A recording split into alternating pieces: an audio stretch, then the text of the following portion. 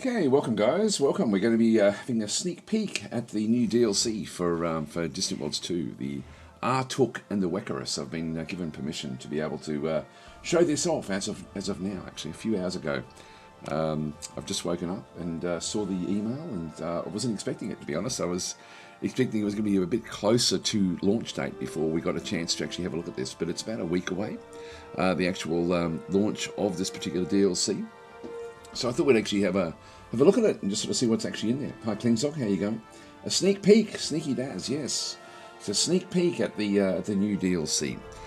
So this is I'm playing this is the latest version of the game, 1.2.9.8, which has got all of the control update information in it. But it also is a special version that I'm running just to be able to sort of show the DLC. Now, I didn't test it before I started. I really should have done that, because sometimes when I set these things up, I set them up incorrectly and things don't work. But we are seeing some of the new graphics associated with the DLC already on the screen, which is fantastic.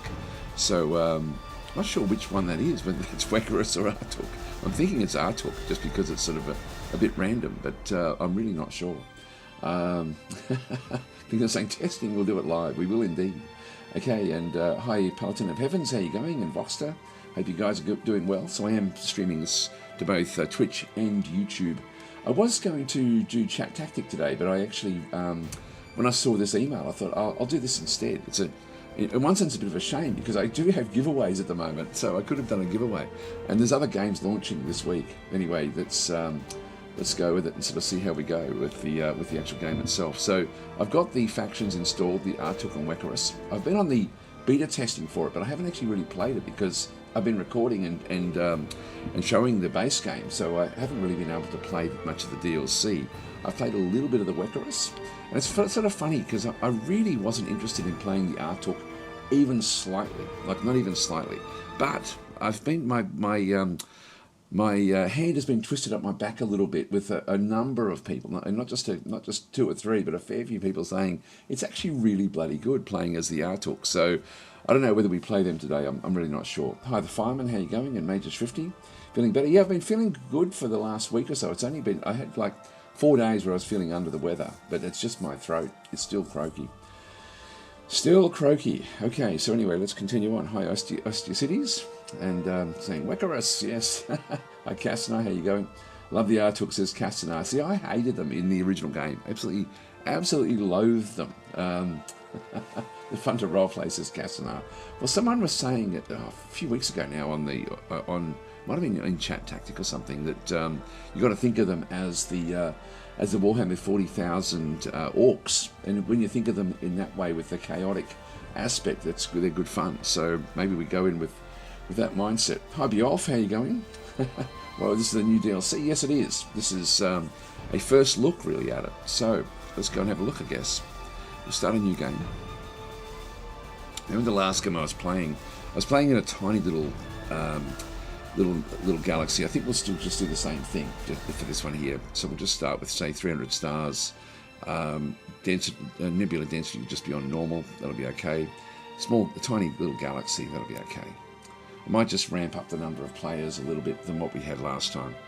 We'll go young, level 1, restless, normal, many hostile factions near the start. Research speed will be slow. Only next research projects visible. That's if we turn that on, we can at least then see what's what coming up. Let's do that. I think in this case, just because we're checking things out, fixed research paths may also be more safe for us to evaluate one of these new factions. I'm thinking. Let's go that way. All right. Tech trading on. Threats. Blah blah blah blah blah. Colonization. Tight, so only half the colonization range. Our faction, so we now have the new factions in the actual game itself. So we've got the Atuuk back in through here, a primitive, short, cuddly bear-like race with gold-green fur. So Atuuks are very friendly, but rarely develop sufficient technology to be spacefaring. However, with their high reproductive rate, Atuuk communities can grow quickly. So they have preserved a detailed oral history reaching back hundreds of generations. Over time, they've also developed a complex social order. Each individual must accept their preordained status within the community or face ostracism. I shouldn't say it, but it sounds like India. I shouldn't have said that, should I? So their unwillingness to tolerate any innovative thinking has caused... No, I meant just about the social order, not about anything else. The unwillingness to tolerate any innovative thinking has caused their culture and technology to stagnate at a fairly primitive level.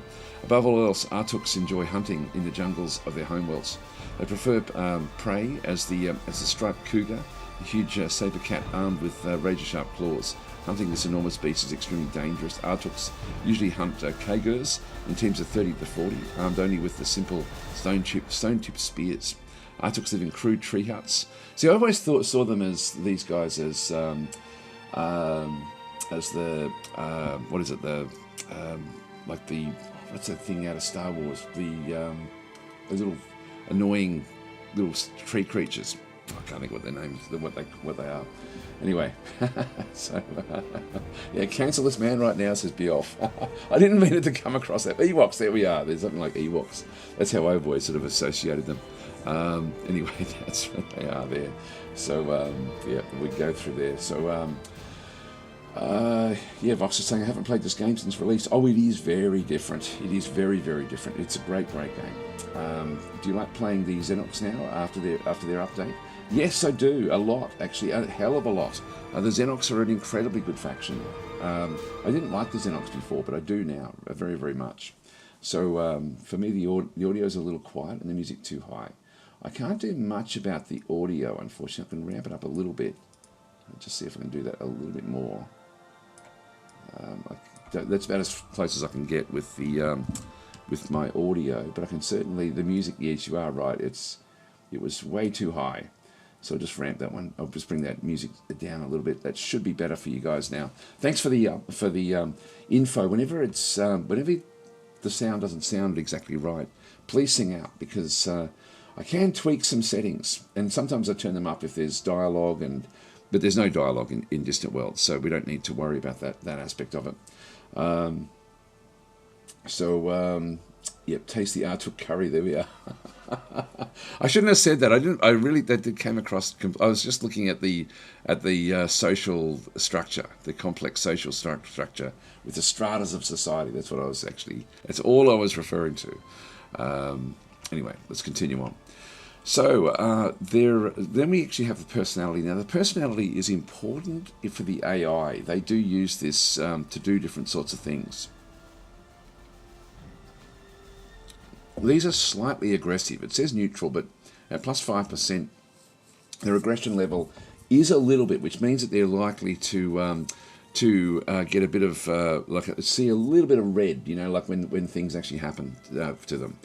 Caution, they're very reckless. They don't think, they don't pre-plan. They just make this sort of random decisions. Their dependability, if you are friendly with them, they'll be friendly back, and very dependably so. Our reproduction rate is plus 9%, which is rapid. If we have a look at them versus the Boscara, they're only 8% for the Boscara, and so the Atuuk are sort of in that field through there. The migration tendency, they're nomadic roamers, so plus 50%. This is even more than the Teekans, who are adventurers at plus 30. So these go everywhere. I think even the Ikaru they're only 10% with adventurers. So these really just go all over the place. They're annoying. Assimilation rate. They're very, very compliant. So if you take them over, they're going to happily join your empire very, very early. Like the Ewoks, they like forests, grasslands, and mangrove forests back in through here. So they do actually have a forest. They've got a suitability that's more geared towards forest planets. Their all research is low at -15. That's probably the lowest of the low. I'm not going to see Boscara there. Yeah, no, the Boscara hive mind is low as well. But I'm just trying to think of the other ones that struggle a little bit. Teekans, do they have an all research problem? No, not really. Not really. Okay, so anyway, the that all research -15 is actually going to mean that they can't do any of the high-tech research unless they happen to find a lot of research labs. Colony happiness is high, but then diplomacy is low. War weariness reduction, espionage, counter-espionage. There's a lot of negatives here. Boarding defence strength is high, so they sort of do swarm. Yeah, everything is poor. Everything is poor here. So appearance, the ambassadors goes up. Scientists is -40%. So there's not a lot of positives using the Atuuks. The one big thing they have is their psychic resistance. So psychic resistance reduces the effect of psychic weapon attacks against your ships and bases. It also reduces the chance of psychic troop defections in ground combat. It also makes intelligence missions against your empire more difficult. So that's the one thing that they have. They're basically immune to psychic attacks, which is sort of something that comes with the the Shakturi DLC. Like the Shakturi use psychic weapons, and so even though these are terrible at most things, they actually, against the Shakturi, they're actually a good fighting group with what they actually have through there. During games saying, hey Daz, do you know if they're going to add more music or if they did already? I find some tracks very repetitive and not really fitting the game. I wish that they would go for a synthwave style. I don't know, to be honest. I'm sorry, I don't know that one. So Peter Smith is saying, one thing that I can't drop that keeps grinding my gears is Elliot and friends have not took a pass on the user interface yet.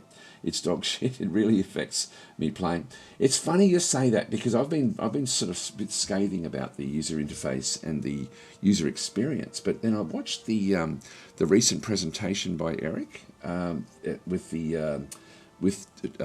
when they were going through essentially what was coming with the control update, and he talked a lot about the approach they have. Looking at the user interface and the user experience, and even though I agree with you, I don't see it, but the actual things that Eric was sort of saying, there are things in there where they are sort of pushing things forward a little bit, and I'm thinking that they do have a lot of things on their to-do list in that regard. I just hope that there's more, because there's a lot of hidden things now in the game that you've got to know about. It doesn't actually tell you about it, and that's like, for example, the distance measuring tool. Things like that are in the game now, and I think that they were probably put in before they were really ready to be put in, and I think that they're hoping that at some point they'll catch up and put user interface and user experience sort of buttons around and stuff like that to be able to control that one. So there's a lot of things like that in the game. I do agree with you, but I was pleasantly surprised actually watching that presentation by Eric. I learned a few things which I wasn't aware of with the game, which I always like. But he did mention the user interface a lot when he was giving the presentation. So I think that is actually something that we should hopefully sort of see more changes in that regard. I hope anyway. But so yeah, I agree with you, Peter. I agree with you from the way it looks, and it's something that I've been sort of also sort of saying, particularly in recent times when there's so many little hidden things now in the game that even for example like queuing orders. It's queuing orders, you've got to know to press the shift key to do things like that. So not great with where we go through there. Okay, so now there's a lot now. Sorry guys, if you're watching on Twitch, because YouTube has exploded. I've got lots of comments on YouTube. Just let me have a quick look through and just sort of see what else there is. Yes, and they know this for the last 4 years. Yep, Grant insulted me on the last patch. I still bought their DLC. I think that they're getting there. They've added a lot of things to the user interface, and Eric did go through them. Peter's saying, because I know they're small, but I demand a bloody better effort. Yeah, there we go. So the sound is still Distant Worlds 1, sadly. Look, and there's such a small development team as well. Like, I love what they've done with the game, but they do need to look at the user interface.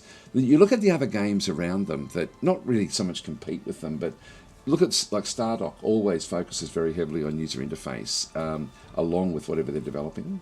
That's something, and also Paradox as well. Like, so you've got they do need to do more with user interface. I agree 100%. 100%.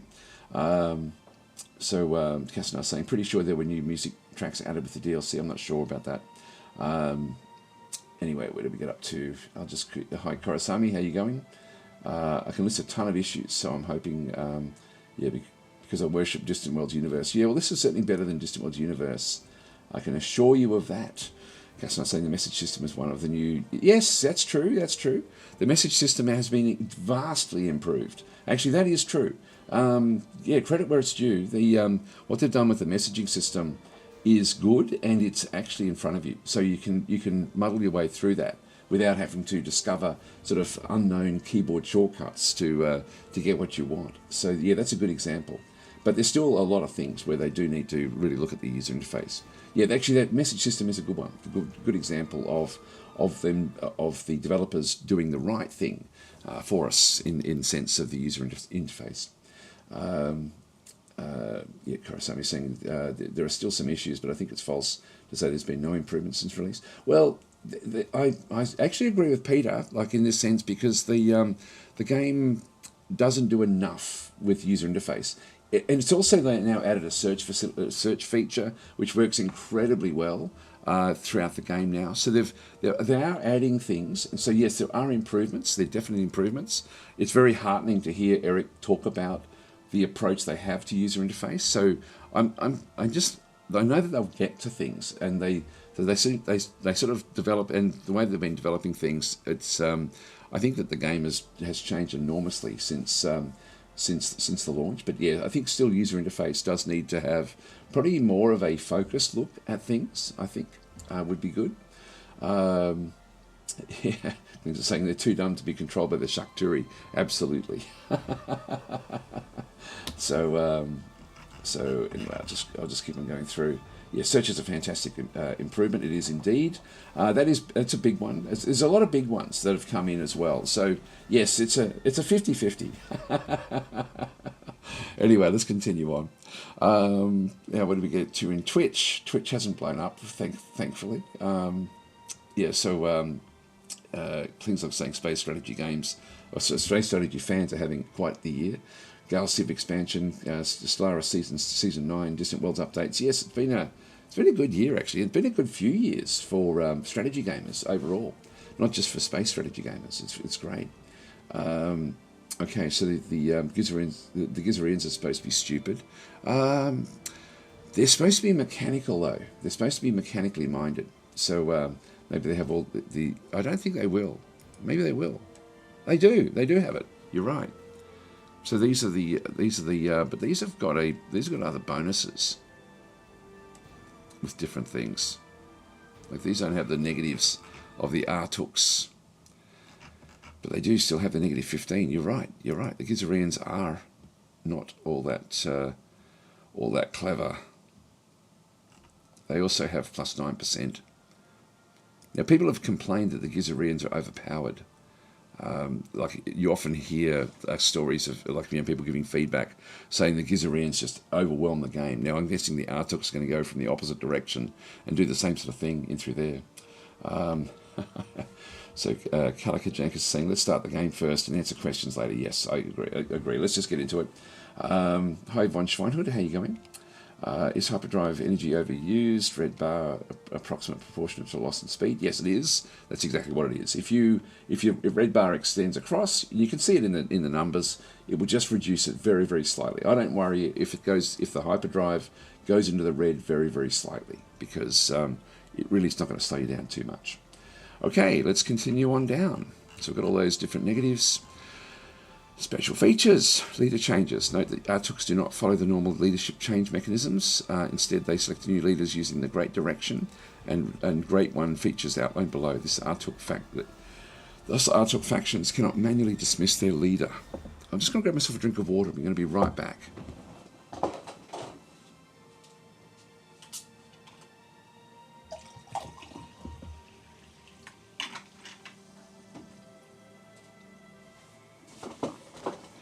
Okay, the Great Direction every 5 years from the choice of 3. Great Directions will, with associated bonuses, will apply for 5 years. These are 7. There are 7 Great Directions in all, each with unique victory objectives. Who is great? Periodically presented with a choice of 2 characters will be designated great Atuuks of the future. Whenever one is chosen, gains the great potential trait, making them eligible for future leadership. That's interesting. So the great one, whenever the great direction changes, there is a 25% chance that a new faction leader must be chosen from 2 randomly selected characters with the great potential trait. The new leader may turn out to have the right qualities to be the great one. Alternatively, the new leader may turn out to be a disappointment, not the great one, leading to a reselection 1 year later. Direction doubt. Whenever the great direction changes, there is a 20% chance that some Atuuks have doubts about the change. If so, then for 2 years, the Atuuks suffer negative 10% happiness as they adjust to the new direction. Now, I don't think that's going to worry them, to be honest. Their happiness overall is plus 30%. So they're still ahead of the game with that one through there. I don't think they're going to be moving off. What they will do is it'll impact the money that comes through from certain colonies. Rapid unscheduled disassembly. So occasionally an Atuuk state ship will suffer a major failure due to poor engineering. The ship will likely experience major damage or even maybe completely destroyed. More likely to happen to ships in hyperspace. So their ships are very, very unreliable. What does this button do? Whenever a critical research success occurs, there's a choice to push the button or don't push the button, leading to various positive or negative events. So very, very random. This is why I don't like playing them, to be honest. These sorts of things. Deadly in numbers, plus 25% ground combat bonus when Atuuk troops outnumber their enemy during a colony battle. We are great, so plus 5% happiness and plus 10% colony corruption reduction for 1 year whenever they sign a free trade agreement, research defence, or defence treaty. Unique leader traits, prosperous, first of many, heaps and heaps of leader traits in through there. Ambassador traits, general traits, so honoured hunter, back in through this other side, admiral traits, speed maniac, even scientist traits, even though we don't really have. So they have plus 10% construction research. Cupid Deadly, this is a spy trait. Plus 10% espionage and 10% assassination abilities. So, it's sort of fun, isn't it? It is fun. Kager Fur and Raphidium Ale are where they get extra colony growth resources. Starting research, missile weapons, kinetic weapons, ground combat. So nothing that's going to really impact us that much. The Atuuk Tech is the boom device. Collection of great things at Intergalactic Welcome Centre. The preferred government is a monarchy.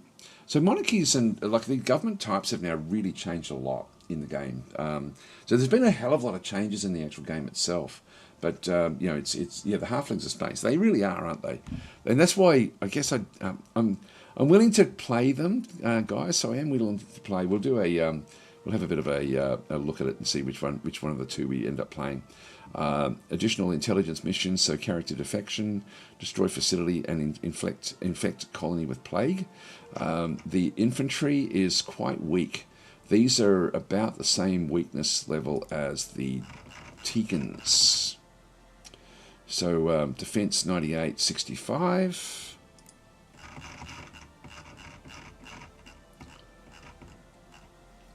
$102.68. So slightly stronger than the Teekans, who really are the halflings of the known galaxy. Most like races, the Securans. I hope they bring them in soon. I really enjoyed the Securans. One thing I don't ever understand in the game, this is another one of these user interface, user experience things. Why don't we just have a full list of what they like about all the factions? It almost is anyway here. So they don't really dislike anyone. And so, full list would, rather than splitting it up between these two different groups, just give us a full list. That's all we need, just a full list of what they like.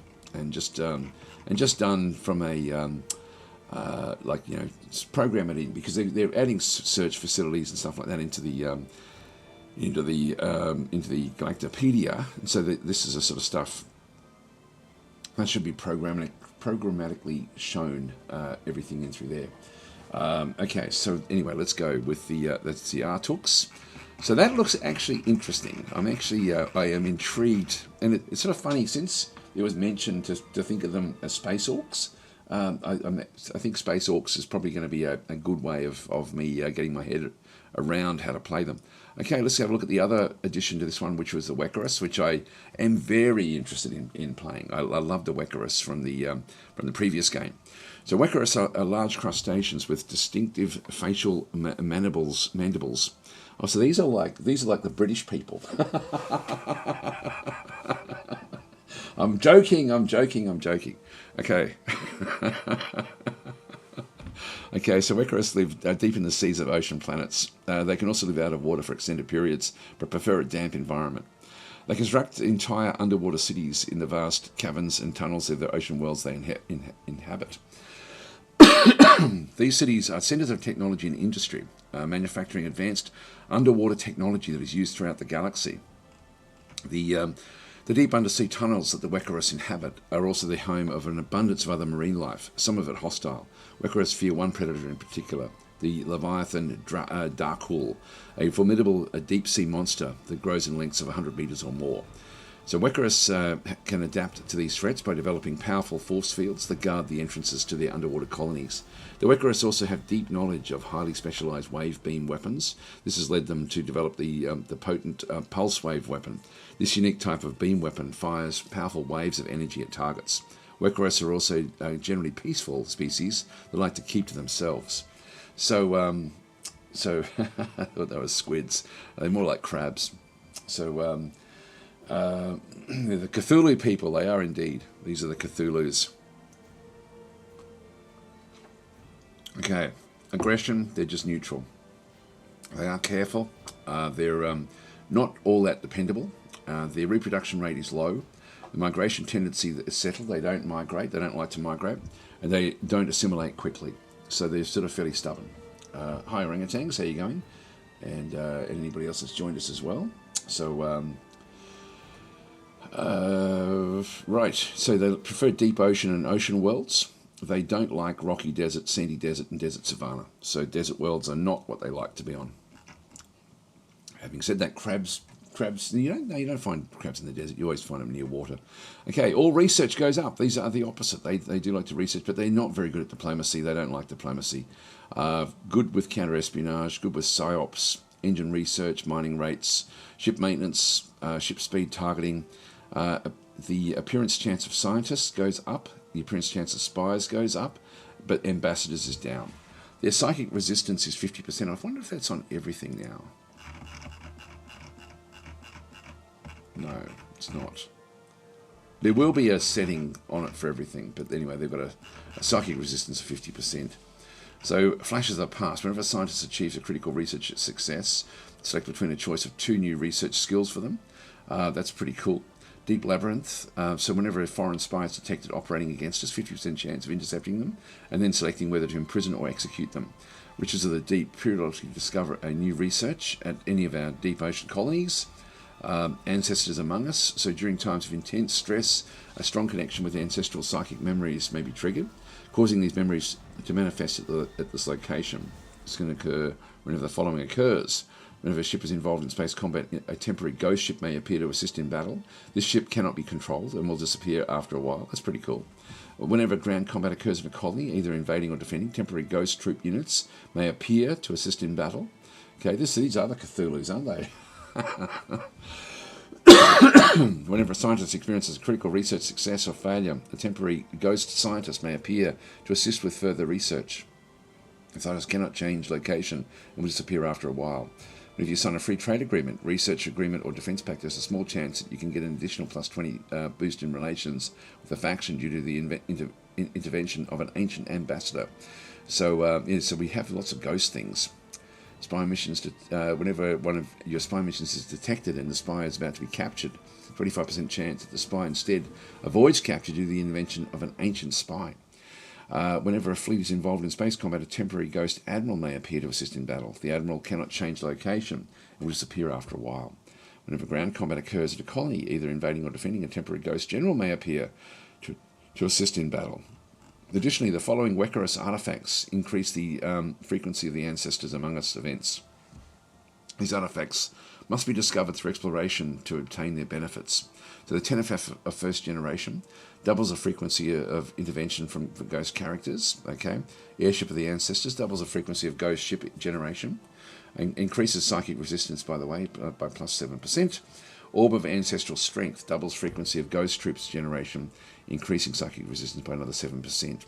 Okay, unique spy traits, so inscrutable, so they have an extra 10% counter-espionage, potentially. Psyops goes up, scientist trait, so plus 5% all research, that's great. Unique scientist trait, ancestral memory, increased chance of critical research success, and ancestral memory through here. Yep, so perhaps 2 additional positive traits. There we are. So they like Questrian skin and Kaisian crystals. They're starting research, nothing out of the way there. They have their own tech with the pulse wave cannon. From memory, I don't think I liked this much, but anyway, we'll see what that's like, I guess, if we play them. Impact, Assault Blaster, Maxos Blaster, race victory conditions. So possess the various artifacts, capture the most foreign characters in the galaxy, lose the fewest colonies, and control 25% of deep ocean. That's actually not too bad. What was the Atuuk? Did we get down that far?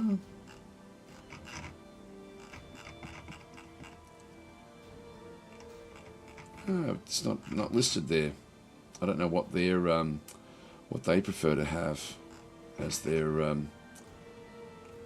It'll be in there, but it's just not listed. That's strange. That is strange. Okay, let's keep on going. I was saying Atuuk changes depend on the Great Path. Oh, okay, right. Okay. Oh, of course, yes. You did mention that. You're right. You did mention that. All right, so we've got the... yes, we've got all those. They also prefer to be a monarchy, but they can be feudalism, monarchy, republic. But they don't actually... It's interesting that they don't have technocracy. I thought technocracy would actually fit them pretty well, but I'm guessing it's they've already got other bonuses with that one through there. Character defection, destroy facility and infect colony with plague is additional intelligence missions.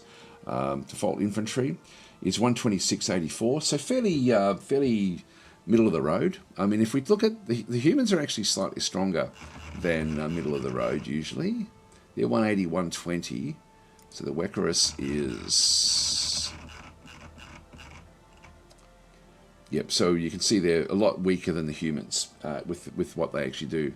What would they be similar to? The Comino, maybe? 44, 96, they're even weaker than those. Yeah, so they're not the strongest fighters with what we can sort of see through there. Really don't like other factions, so they don't really sort of get on with the other factions at all. They sort of very, very standoffish. So there we are there. Now, what are we going to play, guys? What are we going to play? Just think, like put either Atuuk or Wekkarus in the chat, and I'll just do a quick number because I can run a poll, but I can really only do that on Discord. So, but I don't want the we've got one each so far. So generic human says Tenru. No, we're definitely playing one of the two. Got Wekkarus over there from Kali.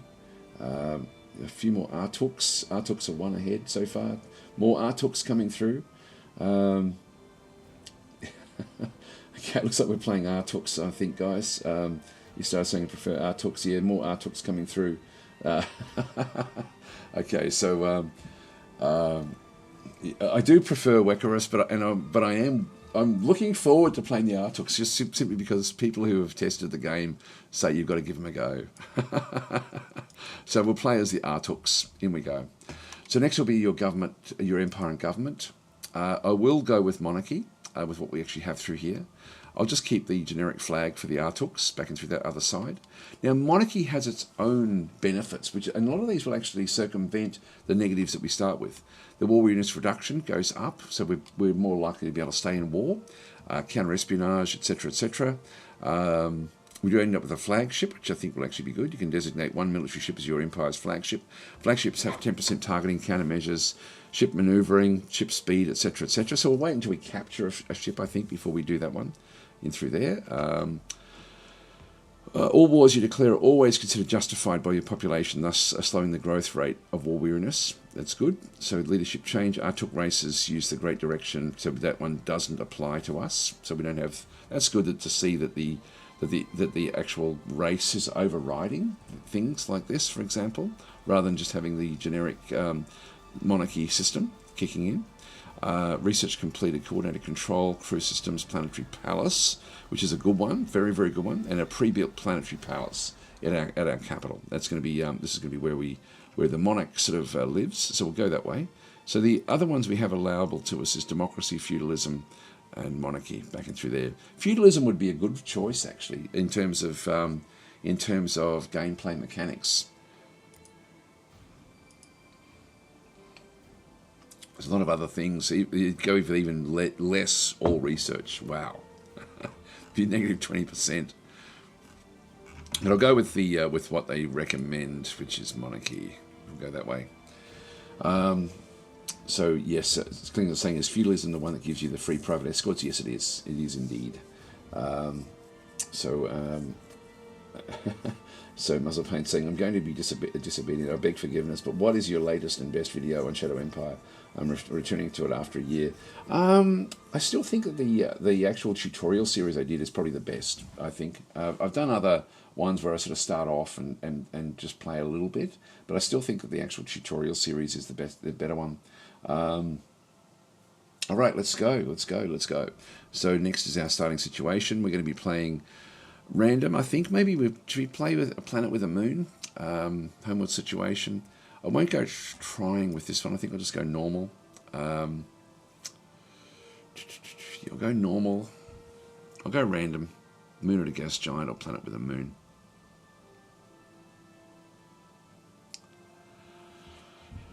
Moon at a gas giant. That sort of that takes us into Ewok territory. And this only applies. I'll go with the moon at a gas giant. That'll be okay. Home system critical resources. Ensure whether to ensure a supply of critical construction resources in your home system. Typically, this is newish to the game. So typically, most home systems will be missing some important construction resources unless specifically placed at the game start. You can select whether your home system resources are guaranteed. So we'll do it only when there's a pre-warp start. We'll go young, which means we're smaller than the other groups. Level 1 is the same as everyone else. I'm just going to quickly go back and have a look at the galaxy. So the difficulty, so we've got colony income, corruption, research speed, mining rates. Now I think we'll still be okay with the restless back in through there. Maybe even unstable. So galaxy aggression. Let's go unstable with many, we'll go with some more. We'll just take it back here. That'll be okay.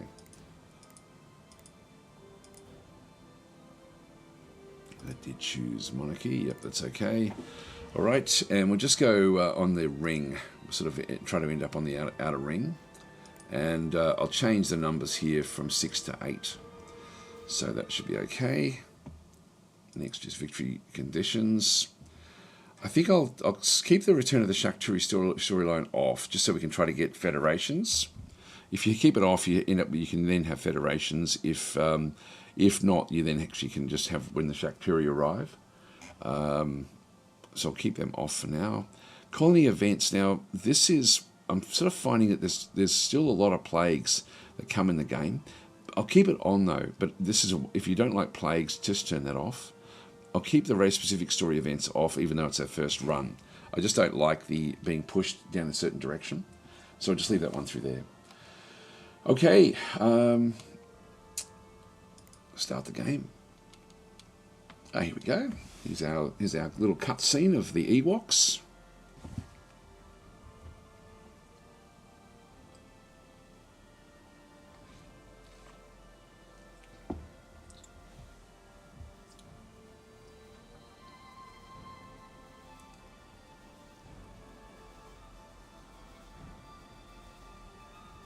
So it'll be trying to sort of locate where everything actually goes in.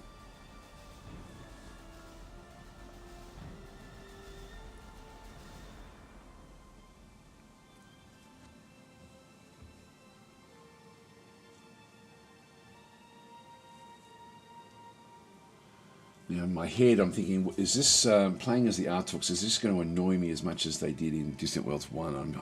I'm hoping not. I'm hoping I can embrace the chaos and go from there.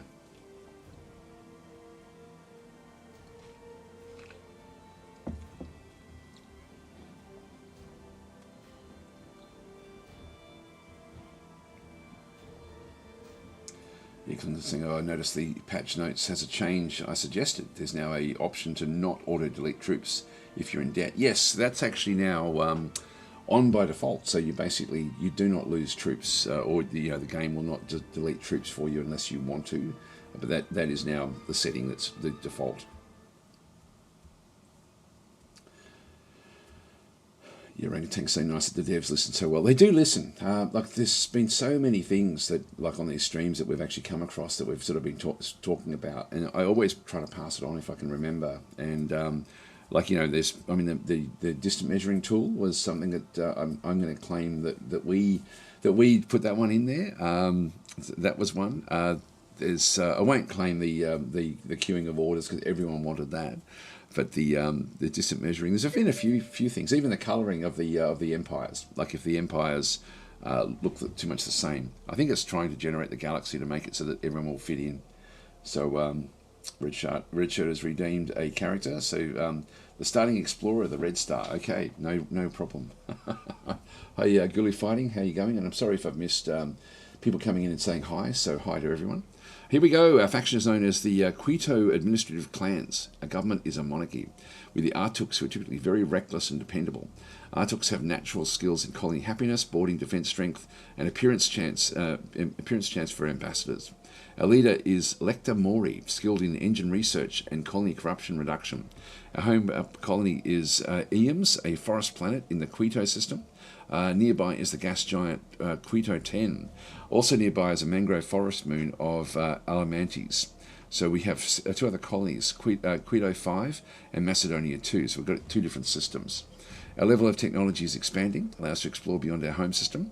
Let's get started. Okay, in we go. So this is our little area. We haven't come across anyone else. So this is our location. It's going to start pause. It is. That's good. Okay, new emperor appears. New emperor named Lecter Mori has appeared at Eames. So Eames. Dismiss. And so we're away. So what have we got through here?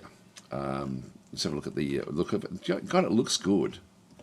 It looks very good. Let's just press the tab key so we can sort of have a bit of a look at it in all its beautiful glory. So that is our forest moon here, the Eames spaceport. That really does look good, I've got to say. That's a very, very nice looking spaceport. What about the ships? These look pretty cool as well, actually, don't they? They're very Jetsonish. So we've got Jetson ships. These look great. I really like the look of it, I've got to say. I do like the look of it. Yeah, different freighters and things. Oh, this is nice. This is very, very nice. Okay, so Tenor is saying, how did they change the economy empire funding? I mean, the percentages. That's right. They did actually change that. I'm not sure actually. We'll have a bit of a look and see how that one does work. They've halved the effectiveness of it. Is my understanding. So they think it's still the same mechanic, but only half as effective as what it is. Yeah, rockets and ray guns vibe. It is, isn't it? Yeah, Futurama. It is a Futurama-ish look to it. What is that ship? What is this ship? This is a heavy escort. Oh, I really like the look of this. Like this looks a lot of fun. This looks like a lot of fun. Okay, so there's Eames, the forest moon, back in through this other side. We don't actually have the buildings yet. Just let me unpause, and we should just automatically get a space. Here we go, monarchy. So, due to our chosen government, we have gained insight into coordinated control, crew systems, and a planetary palace. Our palace and infantry force are also available at our homeworld. So we dismiss that one immediately. Let's just go back and click on that one again. This is our capital, I think. Yeah, that's our capital.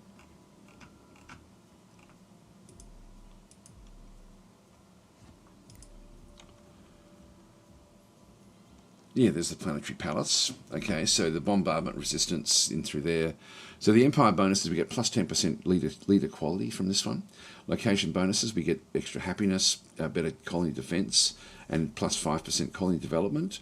Maintenance cost is 500 credits, but that's actually where the great leader will then sort of operate from. We also have the Emperor Lecter is back in through this other side. Pretty good character, actually. It said that we were going to get some extra troops, but we didn't get any extra troops with this one. Hi, Vegan. How you going? Now, we've got the... we need to... I've got Planetary Palace research completed. Yep, that's good. Just sort of zoom back out again. I'll just get it back to face north. Galactic North. So we've got 3 billion Atuuks there. We've got nearly 1 billion Atuuks around Quito 5. So Quito 5 is another colony that we actually have. Let's just go and rename one of the explorer ships. So this is going to be an explorer, a navigator, and this will be, what did you want it? Red shirt. This is the Red Star. The Red Star. Well, no, it's Red Shirt's ship. I will just put in brackets Red Shirt, just in case it gets destroyed, and we can then ban Red Shirt. So, so with the like, if you're watching on YouTube, we have on Twitch we have a Demption setting, which essentially means that when you if you name a ship and it gets destroyed, you are then banned. So that's essentially, yeah, there we go. So Red Shirt equals the kiss of death. So if you do want to redeem ships, you have to do that one through the Demption system on Twitch. Not so much, although YouTube, I don't actually have the ability to do that one with the YouTube settings. Okay, so then we've got those 2 planets. We'll have a bit of a look around. There's a lot of exploration that still has to be done back and through here, which is fine. So at least we haven't discovered everything.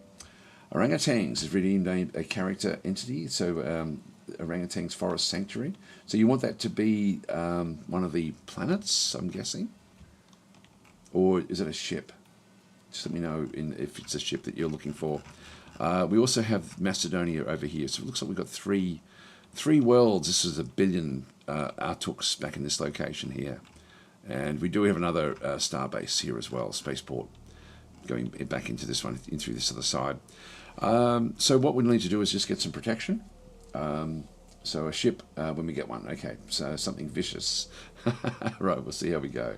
So we will start by having a quick look at everything. We're just going to go, first of all, just starting off with the policy settings.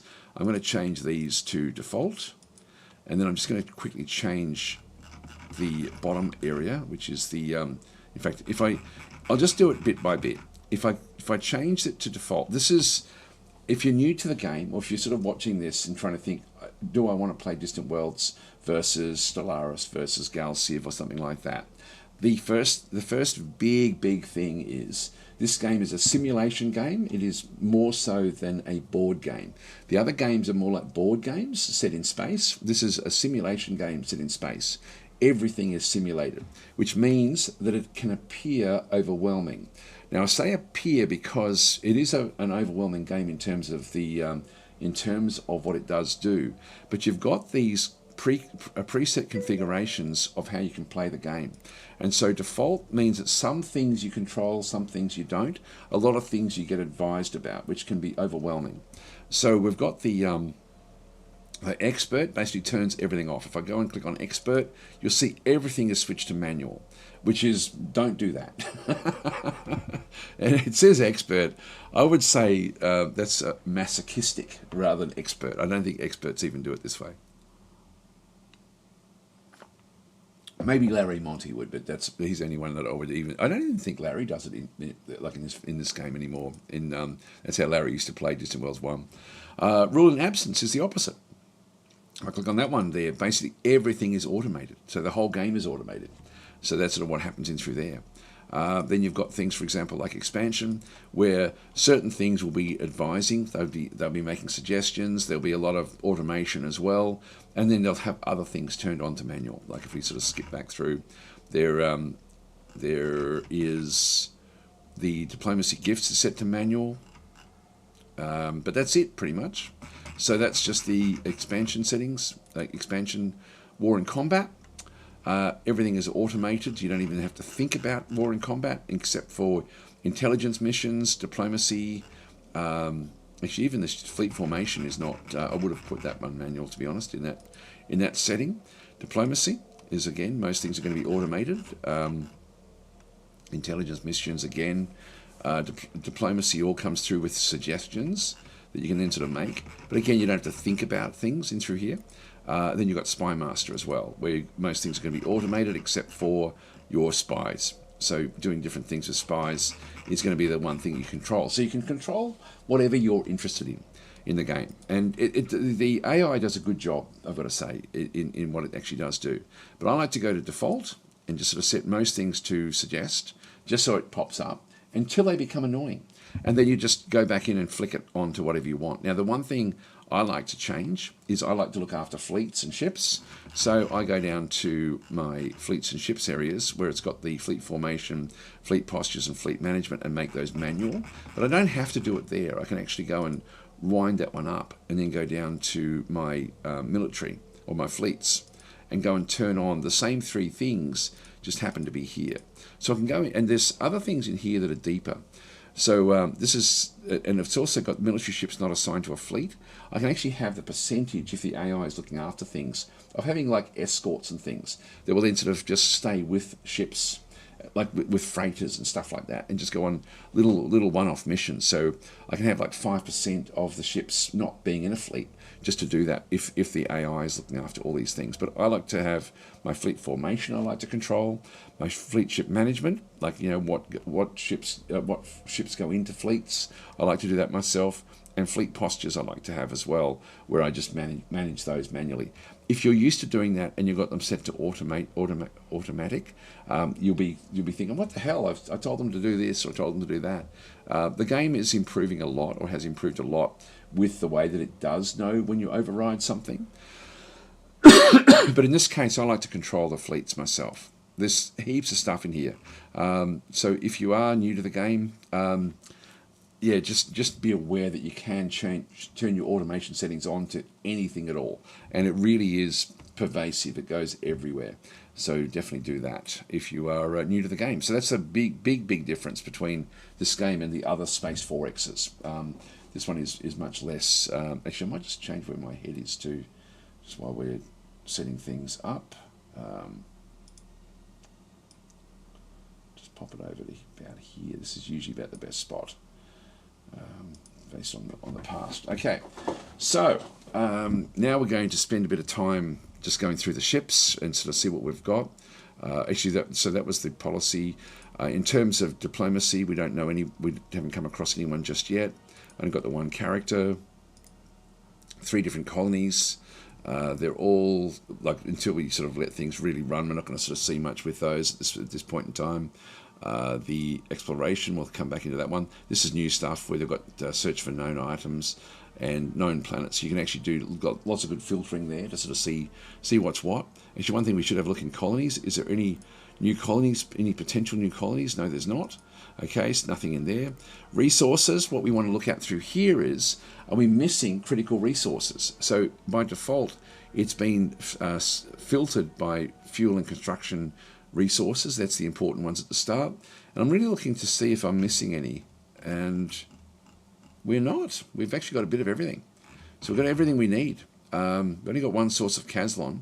If I click on Caslon, I've only got one source of it actually in the Empire. So we've got something that's, yes, we've only got the one that's highlighted.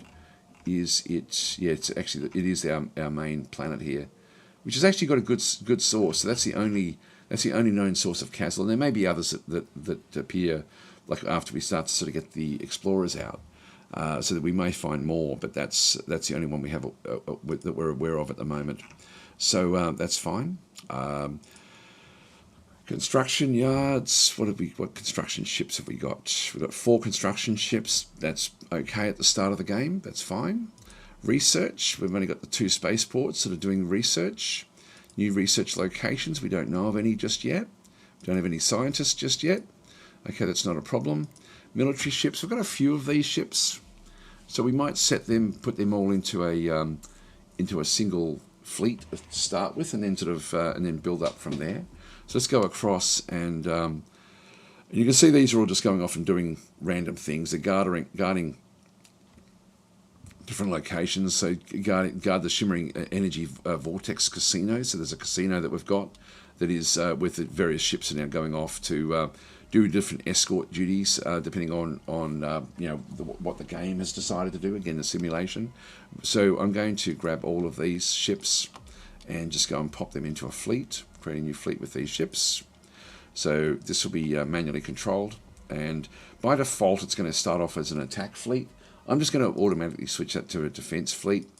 And I'll talk a little bit about fleet, how to control fleets. This is one of the confusing things in the game, that when you know what to do, it makes it so much easier to actually control them.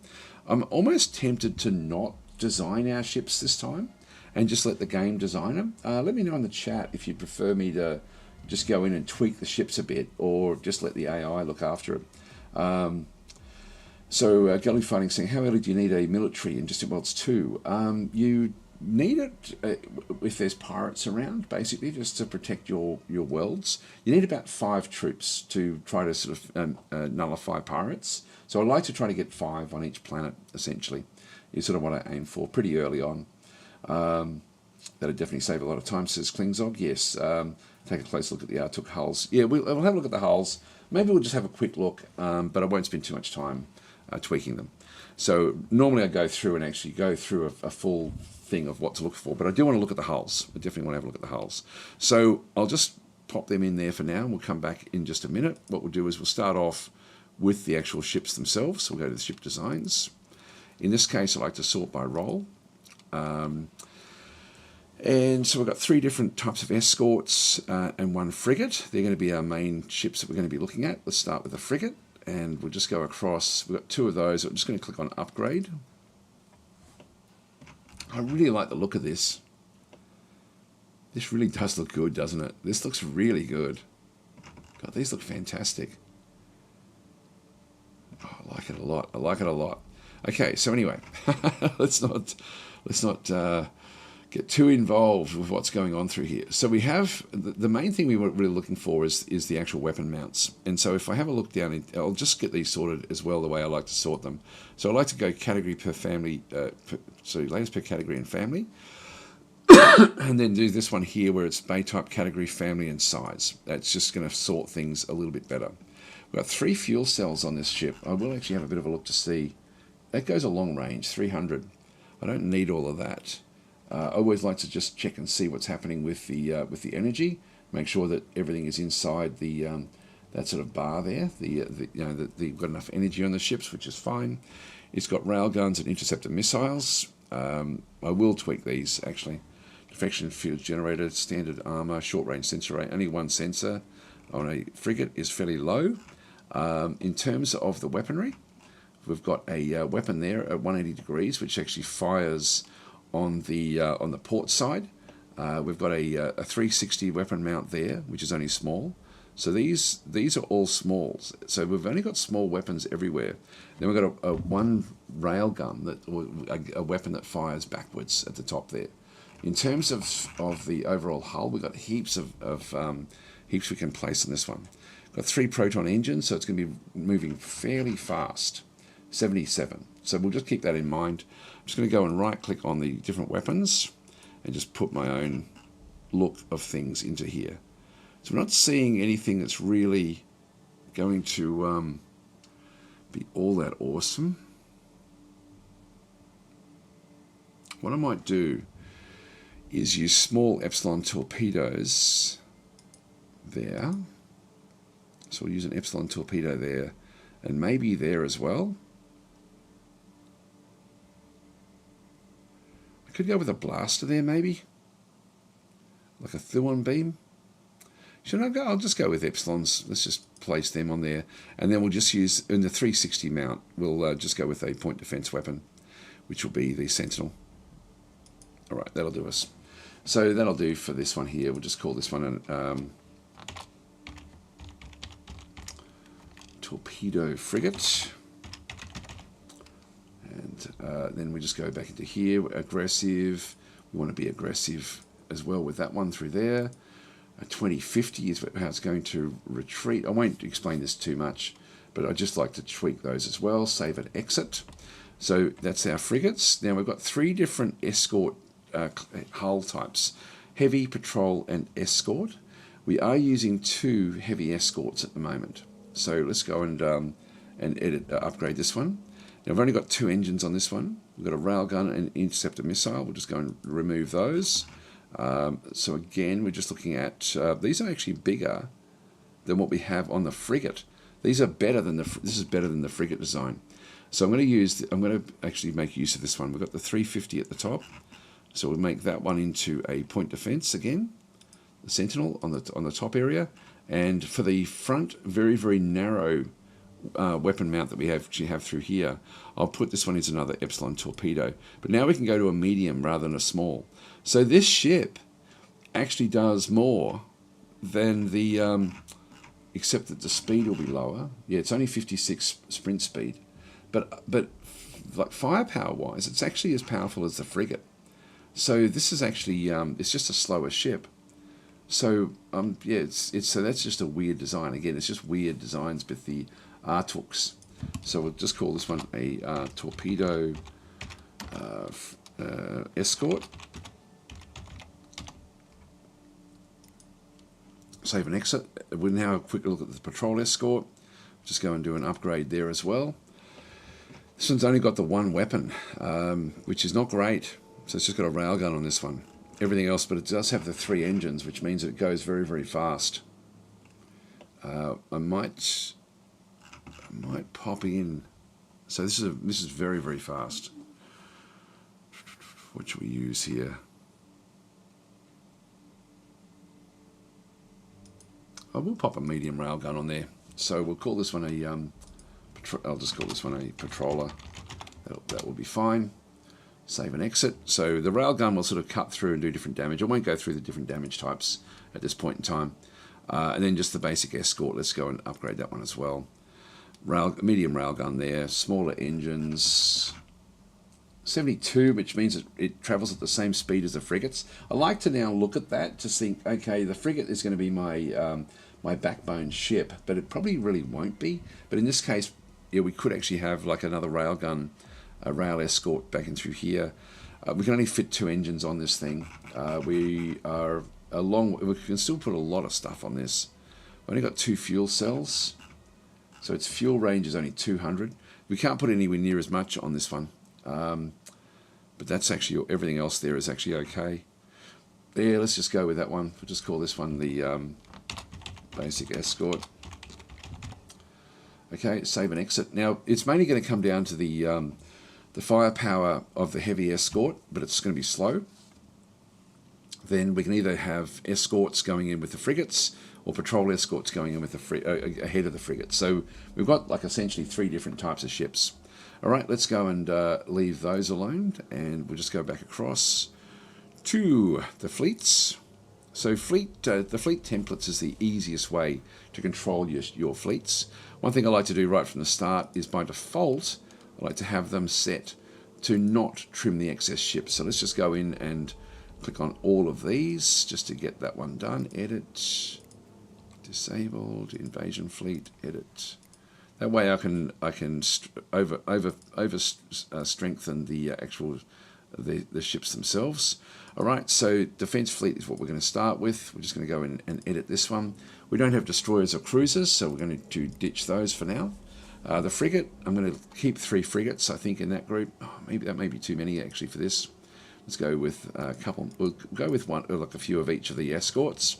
So 2 frigates in the group and we'll just go with the hull, the frigate, in through there, just so we know that we're designating exactly that. Actually, I might just double check the other ship designs as well. So we're going to go for the latest design for the hull of the escort, the patrol escort, and then the heavy escort, just so we sort of keep all of them together. And so in this case, I'll go with the heavy escorts are going to be slow, but a little bit more. They're going to be good for point defense. So they're going to come in and be able to destroy any small craft. So that will actually be fairly useful. So I'll put 2 of those in. I'll have 3 of the patrol escorts, and I'll keep one of the other escorts, which runs at the same speed as the frigates. That will do us. The fleet engagement range by default will be just the same system, and that'll do us. Okay, so we'll close that one off. So we can then just go and build a new defence fleet and decide where we actually build this. So I'll build another one at the EAMS spaceport. So I'll go and create one there. Now this is going to chew up most of our money. So most of our money is now gone. And I'm just going to go and make this one control group number 2. So this is the 2nd Defence Force. Now if I press F, I can then go and cycle through, make this one control group number 1. And we can just top up this one with ships as well. So if we have a bit of a look, now what else do we have? We've got a troop transport. I will actually ditch the troop transport out of this area. Leave the first fleet, it can just do its own thing. So so that one will be ready. We'll just go back to the first again. So we've only got the, now we've set this one up as a defence fleet in through this other side. If I go into here, I can just make it so that it goes into, again, same system.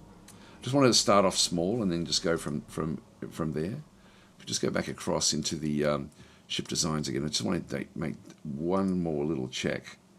Just go and edit these. Yeah, so this design upgrades to, so this is our basic escort. I want it to stay as the latest design for the hull. So I want it to stay as a basic escort. So when we have escorts, I want them to stay that way. The escort for the heavy escort, I'm just going to go and edit this one. And this one does go to the latest design for the hull, the torpedo escort. And sometimes, yeah, if you don't do this one, you end up with them all being different types of escorts, and it becomes a bit annoying. So edit, and this one is going to go to the patroller. So that way, when it updates, it's going to retrofit to the next version of itself, rather than going off to anything else. The frigate, again, you don't have to do this, so if this looks a bit overwhelming, don't worry. Yep, so latest design for the hull. I want to keep whatever hull it is, I want it to stay as that hull, because I'm going to have different roles for the hulls, just with the way that we're going to be sort of doing things. Let's just unpause the game, make it go at twice the speed, and we'll just wait and sort of see what actually happens. So as we make more money, build ships. It's now got all these different suggestions. I'll just go through each of these. I'll just pause the game. So we've got supply tanker. Yeah, I'll allow that. Large mining station. Now this is actually wanting to go off and build Aculon, Mebnar. We've got steel. Yeah, look, I'll assign that. I'll allow that mission as well. And then another one as well, wanting to grab carbonite. We'll assign that mission. Now these will become annoying, and so I will actually fairly soon turn them off, those messages, but I'll just let them go for a little bit. Assign mission. Okay, build another one where we've got, again, more construction resources. I'll decline that one because I think I prefer to get more than 7%, so I'll just decline that one for now. Oh, there's a pirate base out here. And around here somewhere.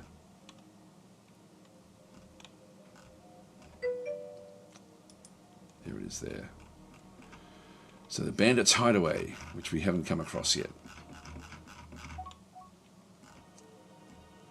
Here we go, got the Great Direction. It's time to choose a new great direction for our empire. For the next 5 years, our empire will pursue one of the following directions.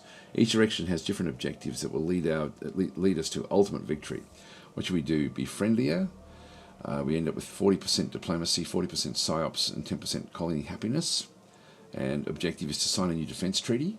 Richer? 10% colony income, 5% colony corruption reduction, 25% trade income, and 25% tourism income. So victory objective is to achieve empire cash flow of 50% or greater, or faster. We're not going to get faster. So richer it will be, I think. Just go that way. Just pause for a second. The Great Direction richer has occurred at our colony of Eames, so that's fine. If you go to show me, just take me to that particular location. The assigned mission, so again we're wanting to build Argon and Krypton. I'll decline that one as well. We need to sort of save a bit of our resources. We've got a bit of money now. Let's go back to the first and just top up the first with ships, just to sort of get the extra ships into there. The second is still being built. That's okay. We do have everything, so everything that we need. So I think that we're actually okay there. So there's been a lot of changes with the game over time.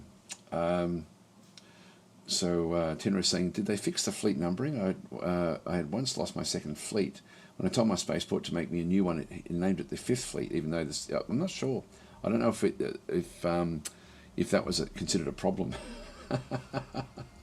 So if you're trying to attract my attention, guys, just do an @Dad's tactic, whether you're watching on YouTube or on Twitch, and we can then sort of just go through, and it'll stand out a little bit for me. It's certainly on Twitch, it stands out very, very heavily. On YouTube, not so much. So I do apologise if I do miss things.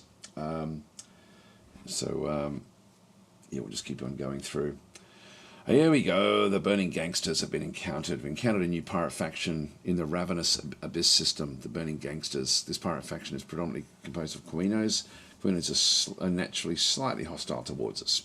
These communications with the Quiminos have been quite successful.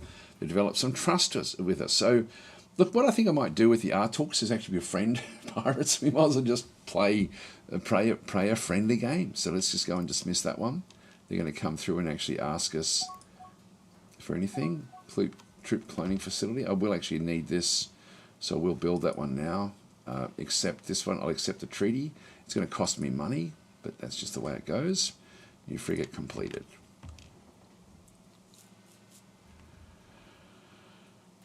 So we'll see how we go.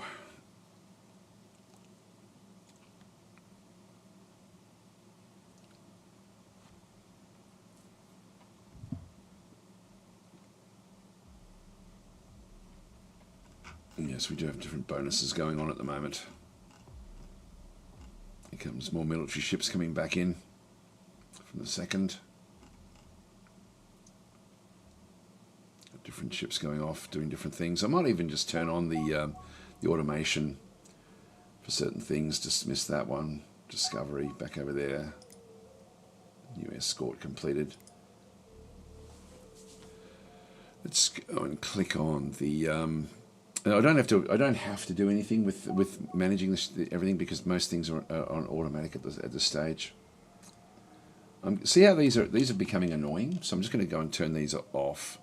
So I do that by going to my policies again. I can just go into the advisors and automation. I'll just go down to where it's wanting to build bases. So ship construction is on suggest, which I'm actually happy with for now. I may make that one manual at some point. The base construction is set to suggest. I'm going to make that one now automatic, just so that it won't ask me these questions. Do you want to build this base or build that base? I'll just assign that mission, but I'm now just going to let the AI do that for me, so I won't worry about that one. So just so as things become annoying, just flick them onto auto or manual, one of the two.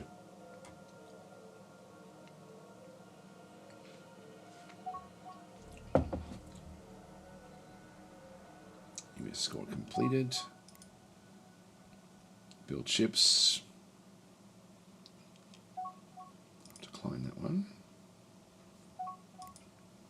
See how these different escort messages are starting to become annoying as we build the different ships. So I can turn them off. A new admiral has appeared. So we've got this is Aradan Eterus has appeared at Emrys. So let's go and we'll dismiss the message. But these messages, we now actually have like a filtering system. So this is the preset called default, where I can actually go down and actually change different things. So all will be every single message. Focused will be sort of much more narrow. So you can see there that we're not looking at the actual listing of the ships being constructed. So we've got not sure where they are. If we go back to default, these are new state ship constructed. New civilian base constructed, new military ship constructed, or new state base constructed. Let's turn off the military ships and the state ships. So let's just go and turn them off. So it's now custom with what we're doing. So we've got like a way of actually of not being annoyed by the various sort of settings in the messages. So even if things are just coming up with messages and they're annoying you, you can tweak them as well now. So they're like, to be fair again of the way we started talking, there are improvements to the user interface. Actually, there's a border, so we've got somebody else out through this other side. So that'll be our first neighbor. But yeah, so they are improving the user interface a lot.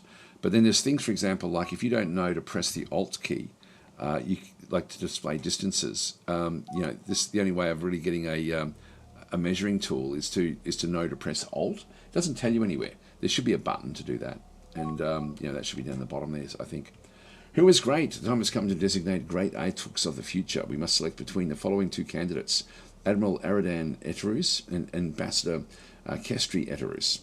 So the selected character will gain the Great Potential trait and will be eligible for future selection as the Great One.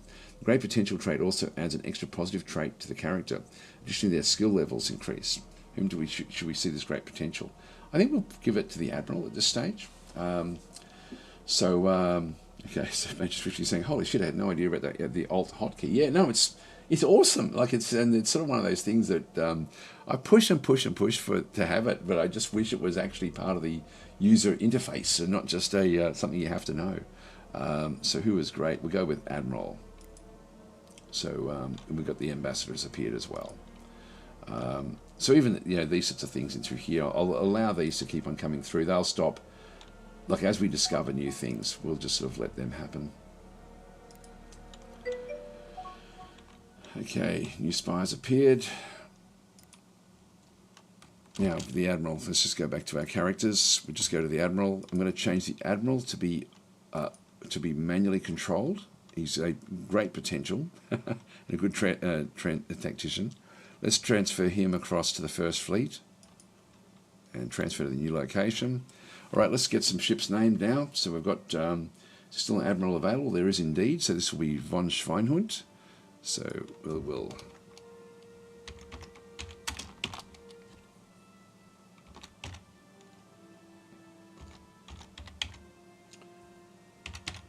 von Schweinhund. There we are.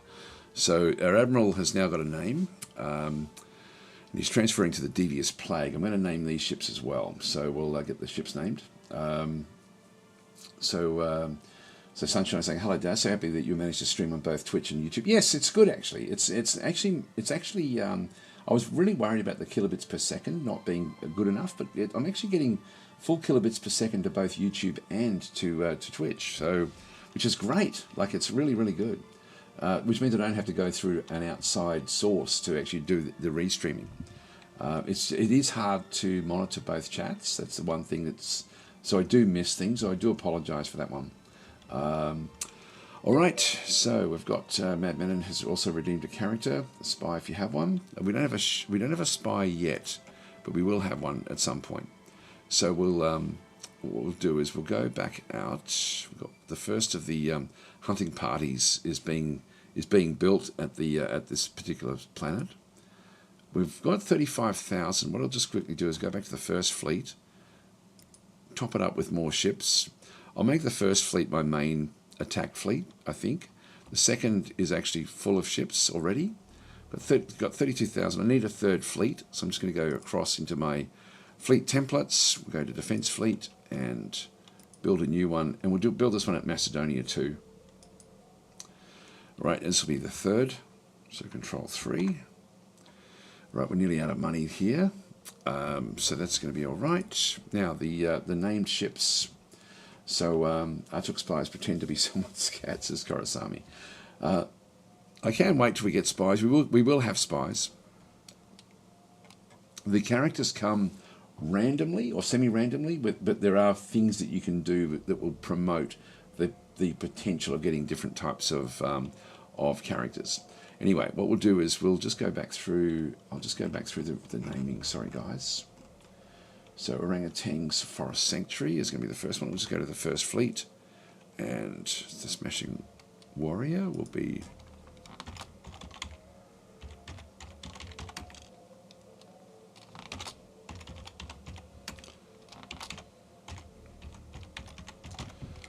Sanctuary, that does fit, just. Beowulf. Okay, a warship. Yep, for Beowulf. And if you're watching the Dwarf Fortress Friday, Beowulf's character died and became a zombie at the end of the session. Sorry, just go back to the first. So we've got orangutans, then we've got the Devious Plague, which is the flagship, which will be the Beowulf. All right. I've only got 2 frigates, is what I only have per fleet. Not that it'll matter that much, but I'll try to just keep everyone with frigates. It was awful. Don't mess with zombie marmots. Yes, that'd be off. It was my fault. I shouldn't have built the hospital until I was ready in Dwarf Fortress. That was my error. If you press the back and forwards arrows, you can flick between messages. So you can sort of go from first fleet to Beowulf, back to orangutans, etc., without having to sort of flick on different things. We've got patrol escorts, heavy escorts. So I'll place the others in the second fleet. So we have Mad Menon.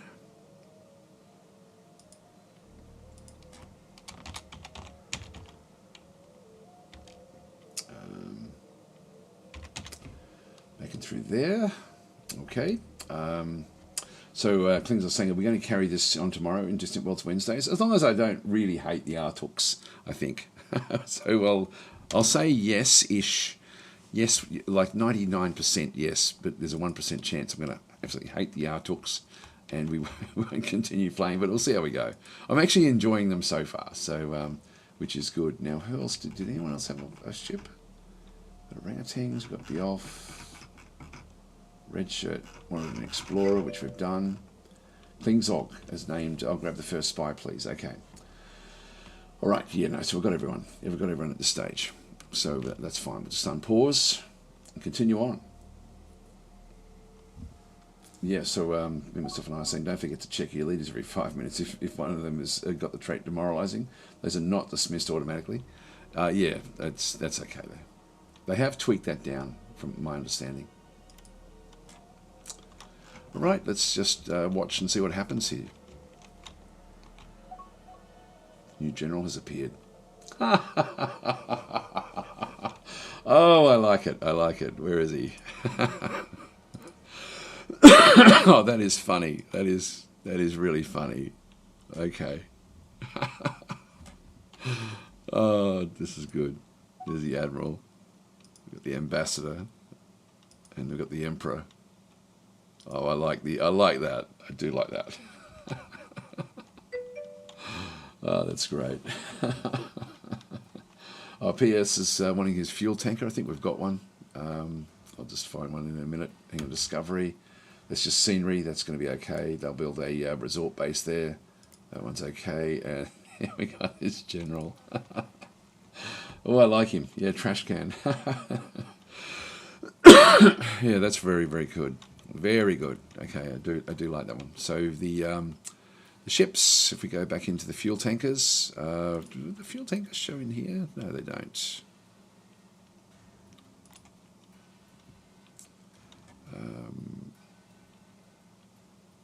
It's construction ships, it won't be there. It's just got to be in here, doesn't it, really? It still should be part of these. We were building one. It's a troop transport, escort. I can't recognise the look of them anymore. Yeah, no, it's not those. All ships, fuel tankers. So we don't have one. Okay, we don't have one. All right, I'll get one built. So if you're wanting to build things in the game again, one way you can do is just go. I'll show you the different ways of building things. Again, if you're trying to get better at the game, don't just do what you think is the most intuitive way to do these, which is to go to a planet.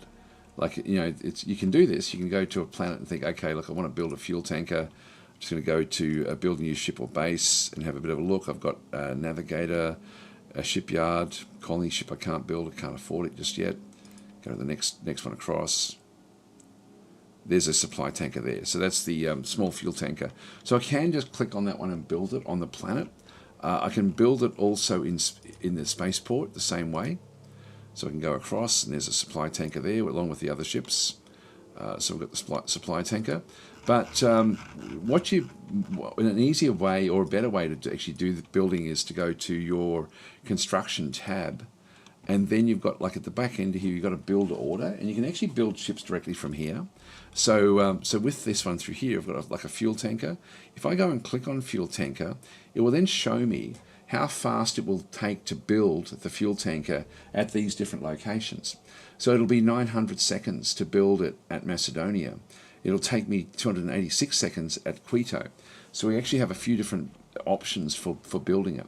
And so if I go in and just push one of them, make it number 1, it's going to automatically then do this. If I make it a second one, it's going to then sort of start to, you can see it's now running out of resources or whatever else might be there. If I make it a third one, it will now go across to there and sort of show me what they've done, and I can no longer get any more than that. I can't afford any more. So that's all we could really sort of go and do there. But if I just go into the 1, actually it's got that one there. I'll just go back to 0 and then 1, and it will then just make it at the quickest place. So at Quito, with that one selected, I just go to purchase. It's now queued up. So if I now go back into my ships, and the Audacious Pearl will become the PS359. There we are, and Began has redeemed name of character. Okay, we'll put you in the second fleet. So this will be the Began.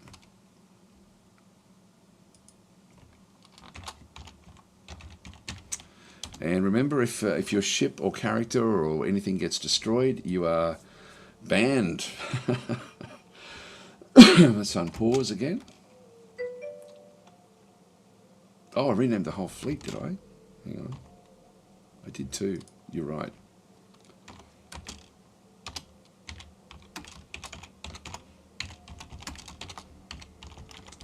Second Defence Fleet.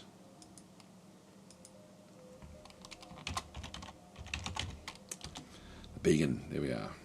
All right, so we've got those. We've got a third fleet on its way, which is being constructed. Okay. Somebody saying the Great One won't die. He has a destiny to fill. It can be a whole fleet, says Began.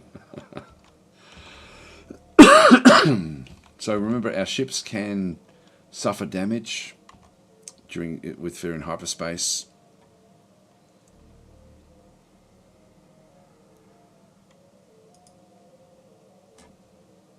Great potential.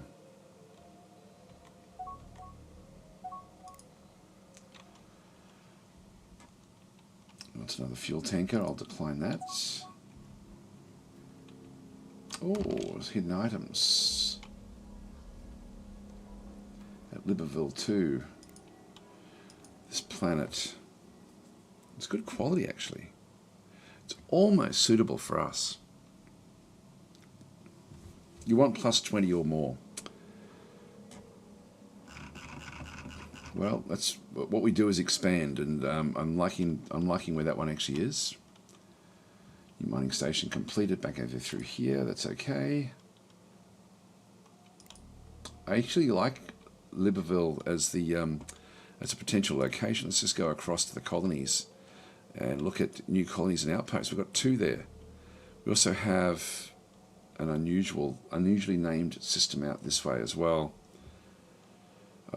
It's not, the suitability is not great. It's plus 13. Yes, you can see there the warning: colonies with suitability below 20 incur high support costs, which may make them a net drain on your economy.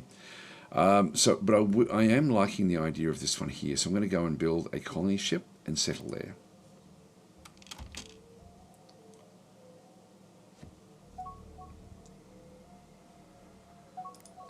I mean, the idea is, oh, there we go. So that's this is the humans.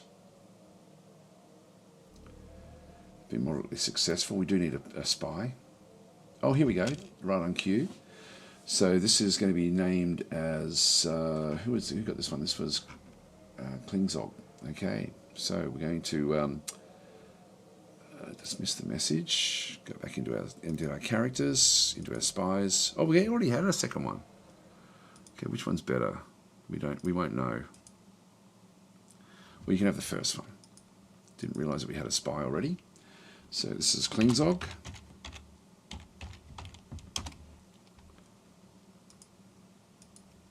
And what we're going to do is cancel this mission.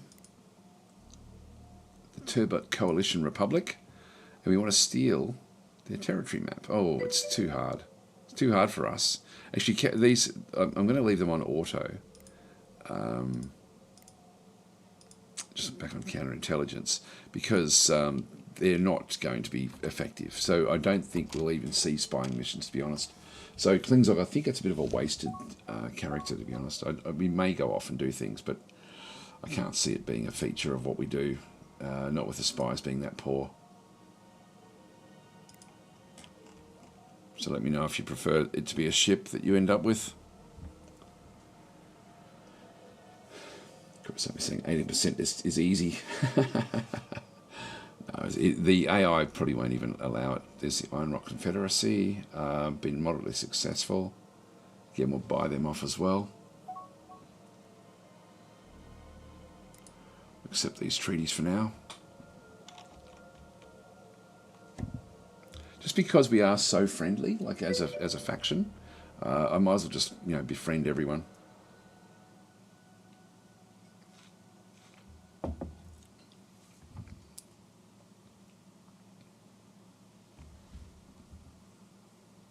Menon brought in for a spy. He said a spy or a ship, and we went for a ship. So Menon was looked after. New scientists appeared. Okay, that's going to be it's going to be very, very rare for us to get anything beyond that.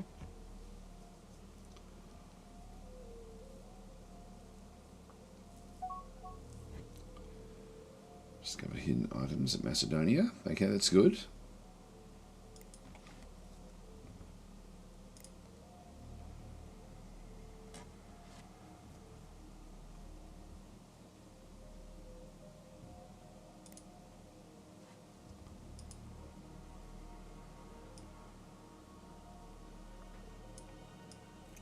We need to find is the human homeworld.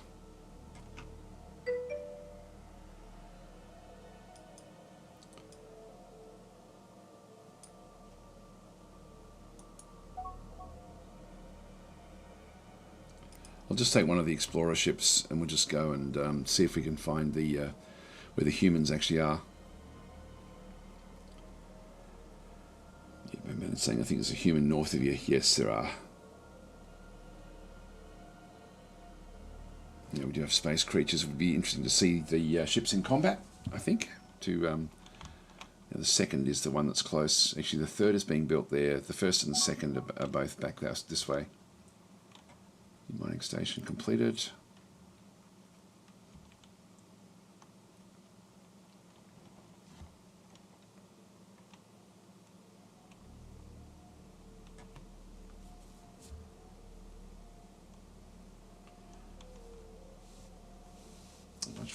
In order not to lose Klingzog, the spy might be sent to steal territory maps or to be trained. No, that still can be captured. Best news is you can change the colours. Yes, that's now really quite cool. Okay, we do actually have a smallish human colony over here. This forest moon is exactly what we would like ourselves. Again, we'll just go backwards, pick the actual arcane navigator, and we'll just keep on flicking into other deeper locations. Let's go this way. Okay, here we go. We've got a what does this button do event. So our recent critical research success. Oh, actually, we've got a critical research there. That's good. That is good. So has discovered a previously unknown bug, big red button. We cannot remember what this button is for, but it beckons to us invitingly. All choices carry risk, and pushing this button is likely the same. But what is life without excitement? Should we push the big red button or not? Don't push the button or push the button. Take me to the location. Well, that's our home world. Push the button. Push the button. What are you saying on YouTube there?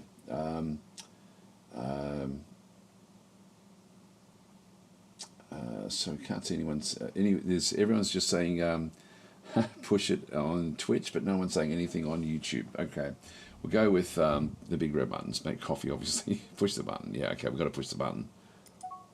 Okay, a new scientist has appeared. Okay, we're glad we pressed the button. We've got a new scientist that's now appeared in there as well. Has to be pushed. It does. It does indeed.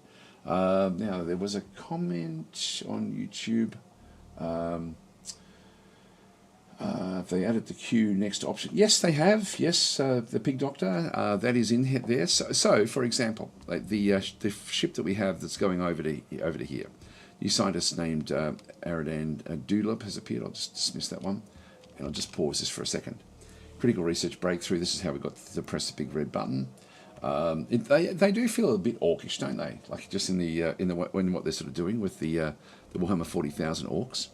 So. And Beamersoft was saying, don't forget to check the leaders every 5. Actually, we did that one. So Tortsuit of Tapio saying, Distant Worlds 2 has always said to be not fun. Thoughts?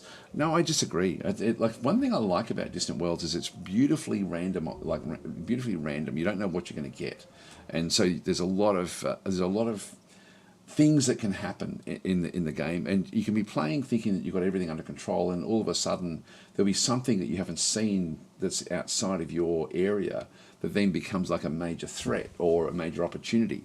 There's a lot of things that happen in Distant Worlds where the randomness of it I love. I really embrace the randomness of it. So it's always, for me, it's always been a very surprising and good game. So we'll just go back and I'll just show you the queued missions. So we've got a mission here to explore an unknown star. But I don't want to be exploring. What I want to do is I want to bounce in. So I'm going to go across and just do a long, if I do the explore, it will then queue up explore. If I go to move to unknown star, it will then go to that unknown star. If I want to just flick around and just have a quick look at everything around the place, I can then just press the shift key.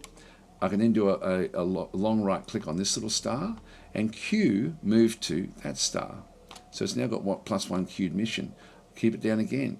Queue move to unknown star. I've now got 2 queued missions. Queue move to unknown star. And so I've now got 3 queued missions.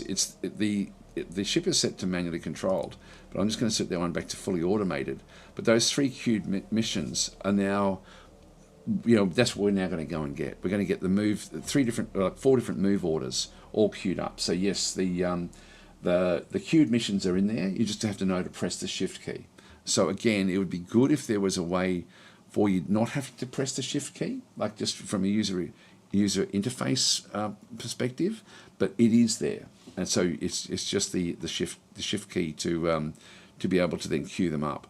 Like it would be nice. Yeah, nice if there was some way for it to be able to be queued up through buttons as well, but it is actually in there. And then the other one that was mentioned about the changing the colours of the empires, we don't have that problem at this stage. But if we did, we could then. And I suggest if you're going to do it, if you zoom out and press the game editor, you'll see all of the hidden things which you don't want to be seeing. So just zoom into a region of space that you're not going to be able to sort of see much. There shouldn't be any events in through here, for example. Just go to the game menu. This one will also expose all the empires. So I was actually hoping that this button would be part of the diplomacy system, so you didn't actually have to expose the actual game itself. But I'm guessing by the time you want to use it, you pretty much know a lot of the other empires. So if I go into the game editor and go into empire to edit, now these are all the different empires. So by looking at this, I can see exactly who's in here. The Turbot Coalition is the humans. I can then just go across with them and change their colour. So I can change their colour from the dark blue to a lightish blue. So we can just do that and close that one, and their colour will actually be now slightly different to what it was before. So that's how you can then change them as well. So that's now in that aspect of the game. You can see it's now gone from a dull blue to a bright blue. So yeah, that's only just come in as well. Can you rename foreign nations? That is super cool. Yes, you can. Yeah, you can do a lot in the. I will show you the way this one works actually. Like if we go back into, I'll just pause again. Look, I'll show you some of the stuff. Like with the actual game. Again, it's a simulation game. So the game editor will then flick on different things. So we can add star systems, add planets, add moons, asteroids, put in independent colonies of different factions. We can add an empire colony somewhere as well, so we can actually put in the different empires in. We can see who's going to be here. Unfortunately, this is a bit of a cheaty type thing. So we've got Mortallans, we've got Boscarans. So we've got a bit of a range of everything coming back through. Different creatures we can add in, remove items as well. So we can do different things in through there. But we can actually go across and select an empire to edit. So we can just go back through. And again, if we, including the various pirates and things, but if we just go across to the Turbot Coalition Republic, for example, I can then go and change the name. So we can change the name in through there. We can actually switch across and play as them. So you can sort of switch to another empire. The government, you can change its government type and actually overpower it to have like Way of the Ancients and do things like that. Do some pretty crazy stuff if you're wanting to. I'll just change that color so it's not quite as bright. I'll just make it that color there. That'll be okay. So and again, you can just tweak all sorts of different things with the actual factions themselves. If I come back across, I can then go in and actually have a look to see exactly what's what. Now there is actually a, for example, we found ourselves. This is what I didn't want to have happen, to be honest. This is a ship graveyard that we weren't aware of. So there's a ship graveyard there in the Hadar system that we weren't looking at. So this is where you see different things. Now there'll be different events as well.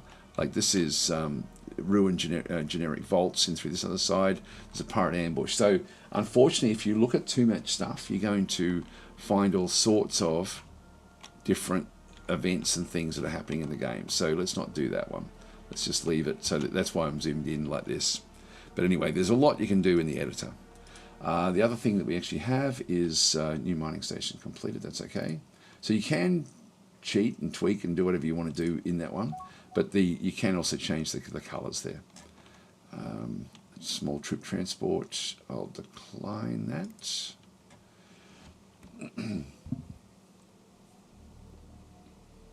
Yep, so Boland's saying to be off. I'm looking for fewer options. Default order queued, not more options. So, yep, so...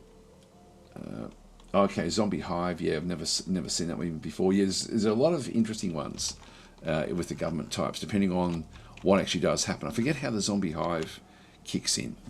I think that's to do with the Shakturi or something like that. I think it may be to do with their mind control or something. I can't remember exactly how that one does work. I did push it on at some point, but nothing much really happened.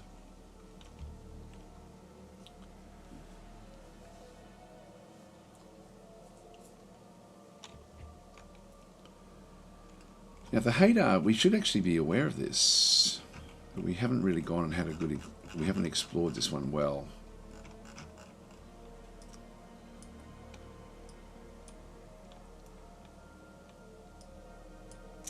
I won't cheat, I'll let the game just find it. So it's starting to get annoying, these messages that are coming through about building ships. What I probably want to do though is build a construction ship.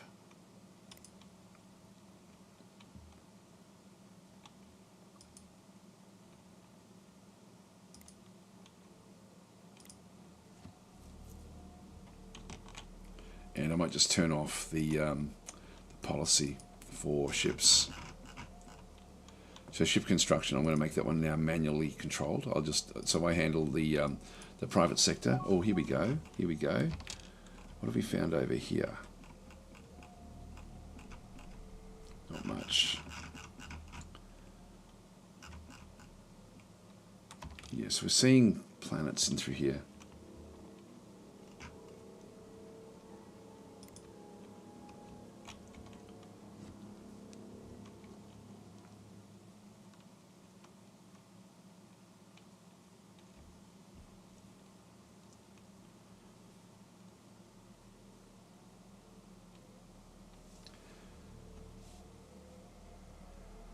So Zavago is saying, with the game editor, are full conversations like into Star Trek universe possible too? You mean conversions?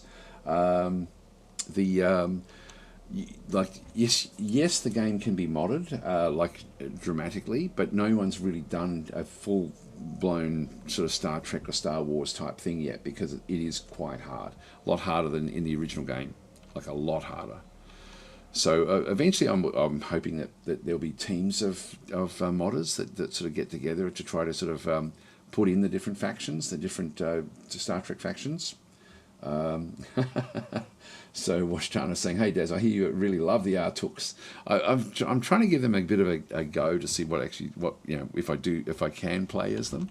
I'll probably only I don't love them, and they may be a bit too random. I do like the Wekkarus. I would have preferred to play the Wekkarus, but the vote was to play the Atuuks, so we're playing as the Atuuks.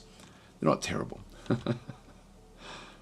I really was not interested in them at all when I heard that they were announced. I was thinking, why don't you give us the Securans or something interesting? But we've got the Atuuks, and they do play differently. And the testing, the people who were doing the testing, a lot of them had said, look, it really is worth having a go at them, because they're actually good fun. So we'll see what happens. There'll be good fun until there's a spaceship that blows up at the worst possible time or something like that.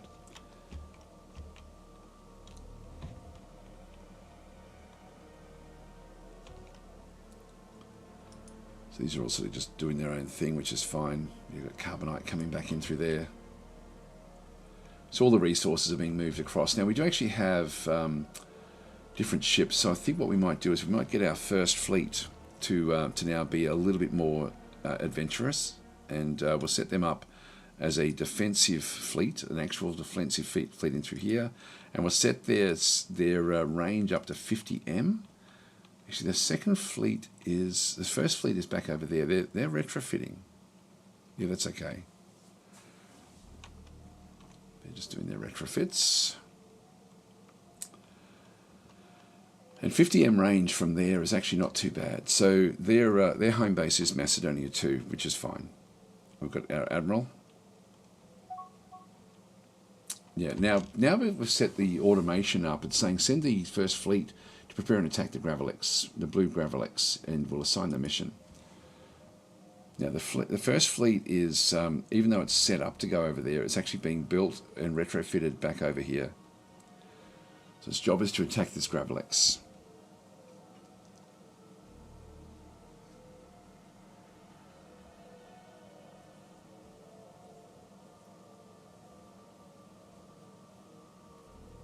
Yes, Catson saying the game needs space cats. It does. Yeah, the Xenox are a feline race, says Korosami. They are indeed. So we already have the cats. The cats are in here. Three-eyed cats, I think they are.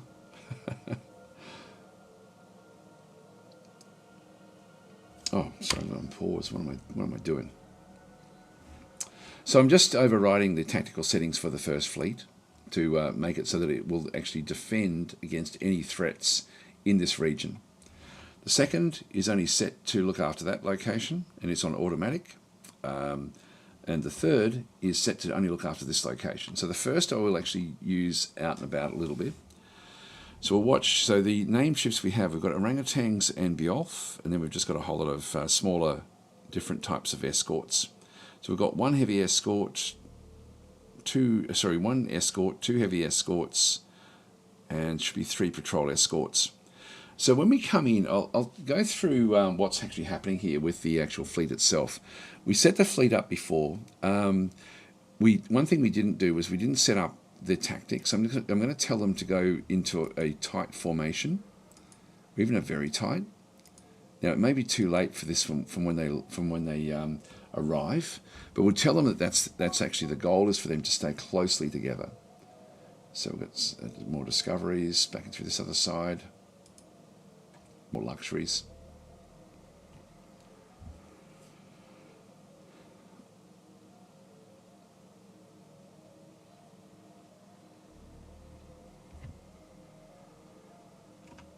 So they're now zooming in towards this location. So most of the ships are all together. And so the very tight formation will then help with just keeping them really, like getting as much firepower in there as possible. So they're coming after this Gravelex. So they've arrived here. That's now all of them. And so they've actually now zipped in, into this particular fight. The Gravelex itself is not a very big one. It's only 192, so it's actually just like a baby Gravelex. So it should be fairly easy for us, but we are talking about the Atuuks. Different discoveries again, different types of luxury goods. All right, so the ships themselves, if we have a bit of a look, I'll do this one slowly. I'll just do it at normal speed, but we'll just have a bit of a look. So we've got, this is one of our torpedo escorts, which is the heavy escorts. Now these travel slowly. Their maximum speed is 56. They'll be passed over the top of the others. This one here is another heavy escort as well. Then we've got a patrol escort. These move quickly, so they'll be the first ones into the fight. Another patrol escort there. So all three patrol escorts are on this side. We then have the frigates, which travel at 78. They travel reasonably well, so we've got those into there. This is the Beowulf with the Admiral on board, von Schweinhund. And at the back there, we've just got another escort, which travels at about the same speed as these. So what we'll see with this particular grouping is the actual, these heavy escorts will be slower than the others. These ones can move fairly fast at like 91. So just watch what actually happens when we unpause. See how these are slowing down because they can't go any faster. These will sort of try to get there as well. The Gravelex is coming in.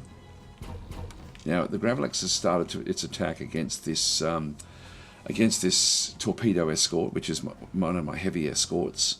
So that's the first attack that's gone in, and it's now actually only hit the shields, and so the shields have gone down to about 50%. That's not a problem. It can still stay in the fight.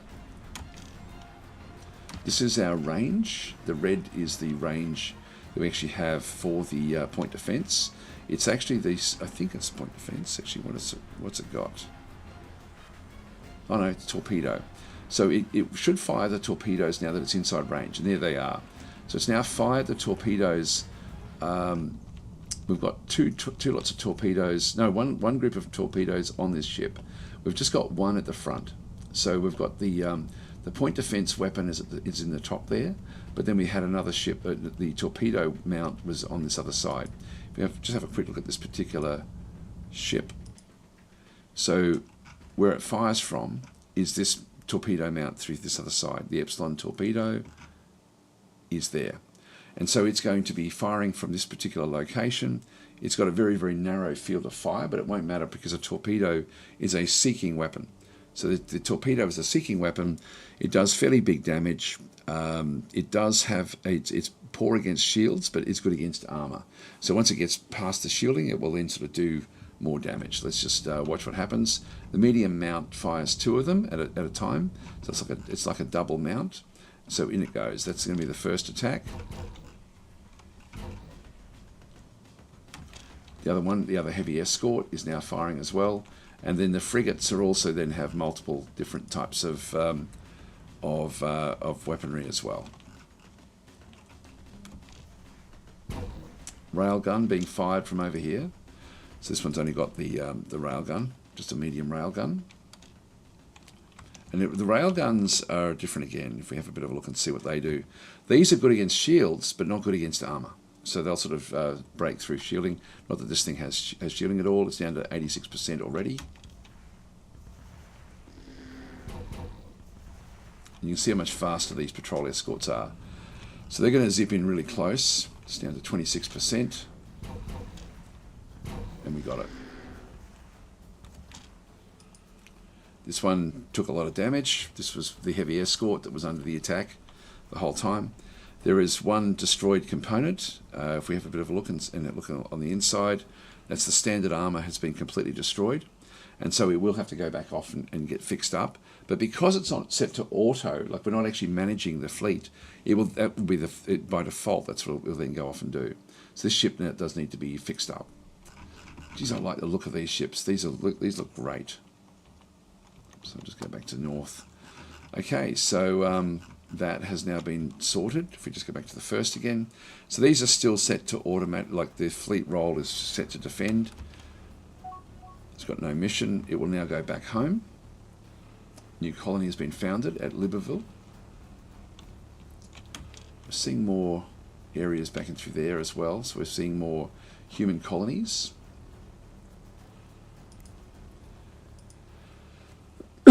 So we've got the Atuuks of now, and we do want to be, as playing as the Atuuks, we want to be getting lots and lots of planets, but they've got to be good quality planets. I'll just let them just do their own thing for now.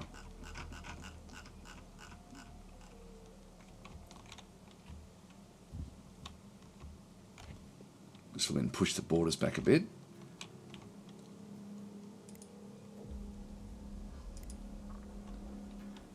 Yeah, the 13 is a bit weak.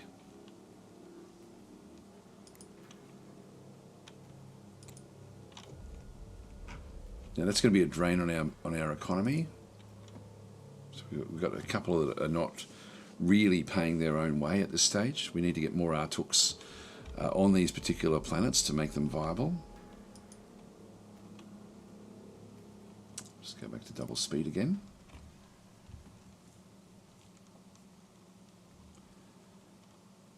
So here comes the fleet. So the first fleet is now coming back home again, and it's going back for repairs at the Eames spaceport, even though Macedonia 2 is its capital. So we've got the one ship that then took damage, that heavy escort.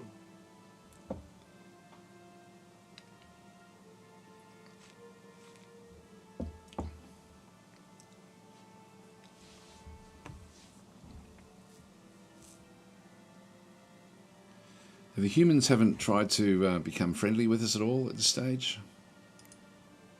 They're displeased with us. But it is rusting away.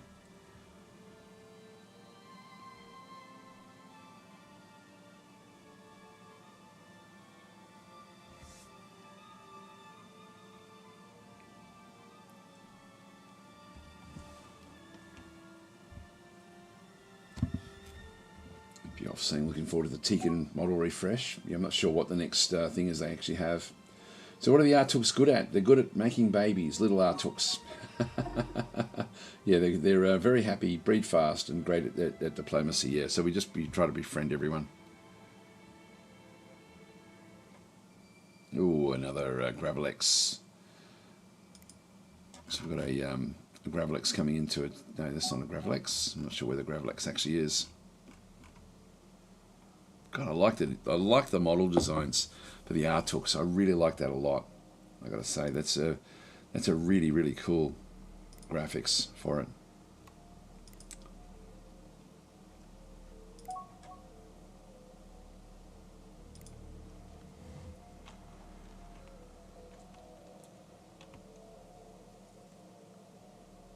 Yeah, Coruscant missing. They also have the unique great direction gameplay mechanic. Lets them specialise in any area you want to. Yeah, that's pretty cool actually.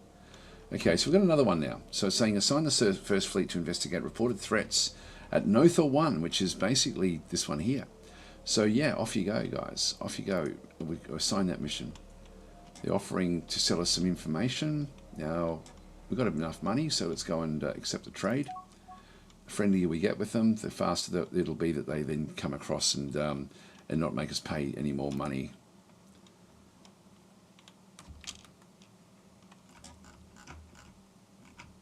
So here comes that Gravelex on the attack, and our first fleet is moving back in to help again. So first fleet is now fixed up and ready to go.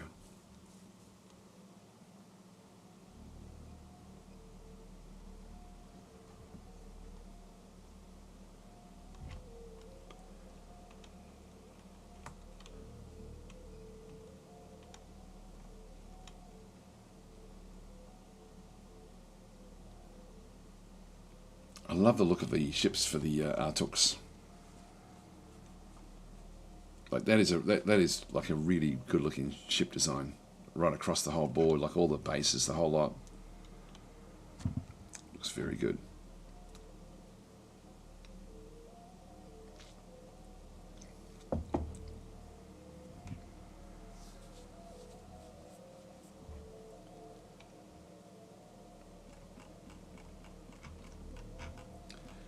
So this thing's coming in now, but we're also coming in to destroy it.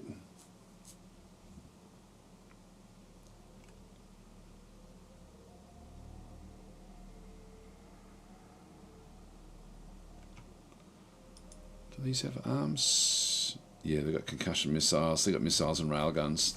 That's not too bad. So now firing the railguns.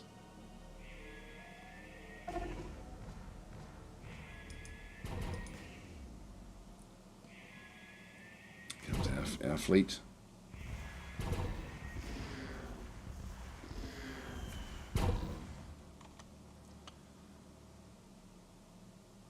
They're done.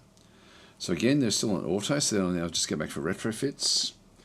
Okay, priorities of Government Vault. Governance Vault. We've discovered the priorities of Governance Vault, ancient ruins from a lost civilization at the frozen ice planet of Bourne 1 in the Bourne system. So let's go to the location of it. And so that's in here. I don't know if this is one of the artifacts that we're actually looking for. So if it is, that would be good. We'll investigate the priorities. So we'll do the investigation. We have a ship over here. This the Quito Lurker. We'll investigate. So Ancient Guardian Vaults. In the priorities of the Ancient Guardian Vault, we have made a curious discovery. This system contains ruins from the pre-Cataclysm era. There are fragments of writing in multiple languages, and while very little remains sufficiently intact to read, we have gleaned the words Ancient Guardian. We've heard rumours, whispers, and fragments from half-forgotten myths in any of these stories contain even an element of truth. These ruins could be worth investigating. So we've found technology that enabled research in Ancient Guardian Vault investigations.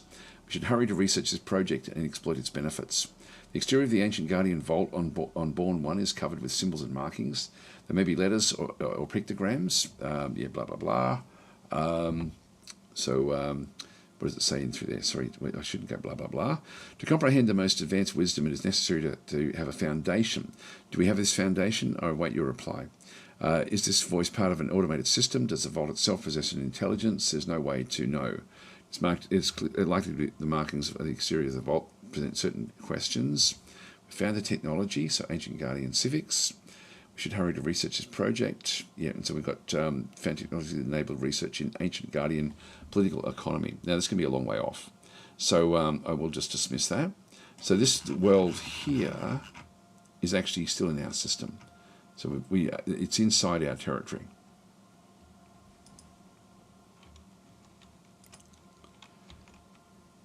So we've got that. We've just found a potential location there for the future. Now they're going back for retrofits at Macedonia 2.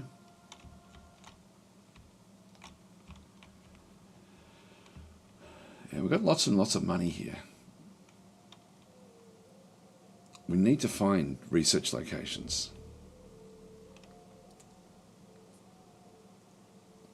I was saying the Xenox refresh set a high standard. It did indeed, actually. That was very, very good.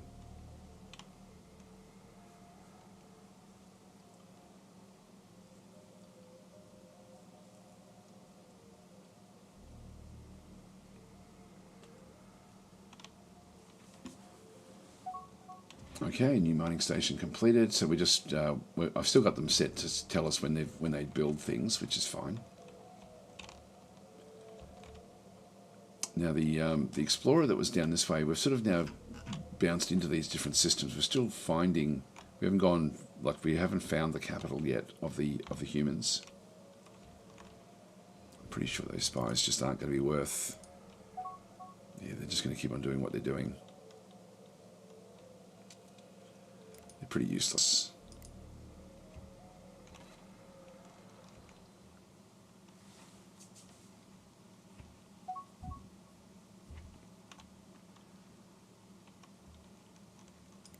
Mining stations. It all helps with our economy.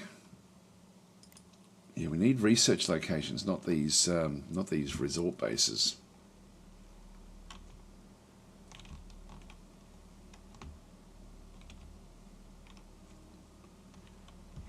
So these are nebulas around these different systems. These will be interesting systems out through this other side once things sort of get started.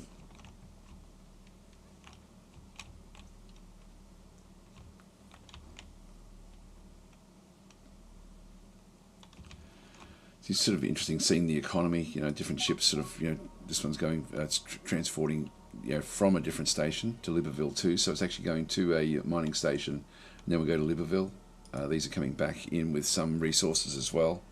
So they're actually travelling from Libreville too.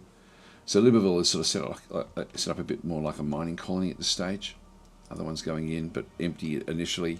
Then they're travelling from different other mining stations across to Macedonia too. So there'll be some ships will sort of end up coming back this way. We don't control these ships. These are essentially they just do what they do with what goes on. So Boland's saying, which galaxy type and size are we playing? So we're just playing as a ring, group, and we're also, but we're playing only 300 stars, so tiny, a tiny little galaxy. So okay, so the time has come to designate great Atuuks of the future. We must select between the following two candidates: Ambassador Kestri and the spy Klingzog. So the selected character will gain the Great Potential trait and also be eligible for future selection as the Great One. So we'll go with, well, I think we've got to go with Klingzog, don't we? We have to do Klingzog, surely. So we'll click on Klingzog, back and through here. And new resort base has been completed. So if we have a look at Klingzog, Great Potential and Energetic. So he picks up this one here, Great Potential, but it's still not going to be any good at anything at this stage. Maybe he'll capture a human spy or something. One thing we didn't look at was unique texts for our faction. I'm not sure which ones we actually end up having. This is the Ancient Guardian Vaults.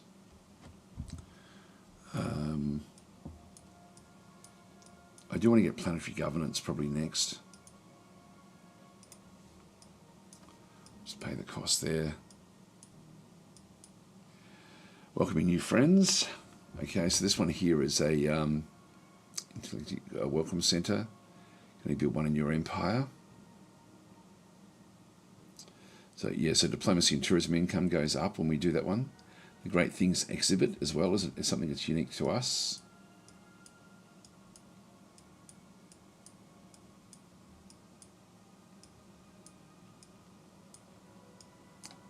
Is that it? Is that all we get? Maybe it is. I don't think we have any unique weapon tech.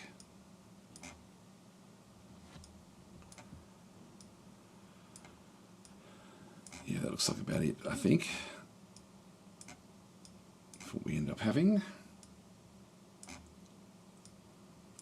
It's a big tech tree, isn't it, when you got it all turned on?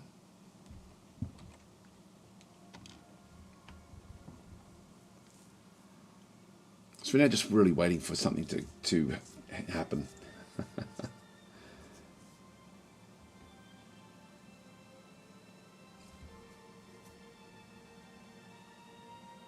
Yep, so Bioff saying these Atuuk leadership changes make for good Desdemptions. Potentially, yeah. Potentially.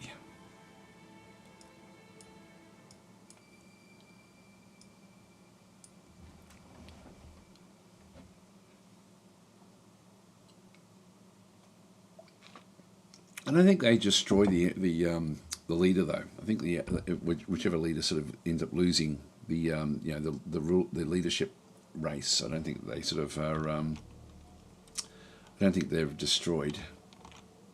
But you're right. It would be interesting to have Klingzog versus von Schweinhut.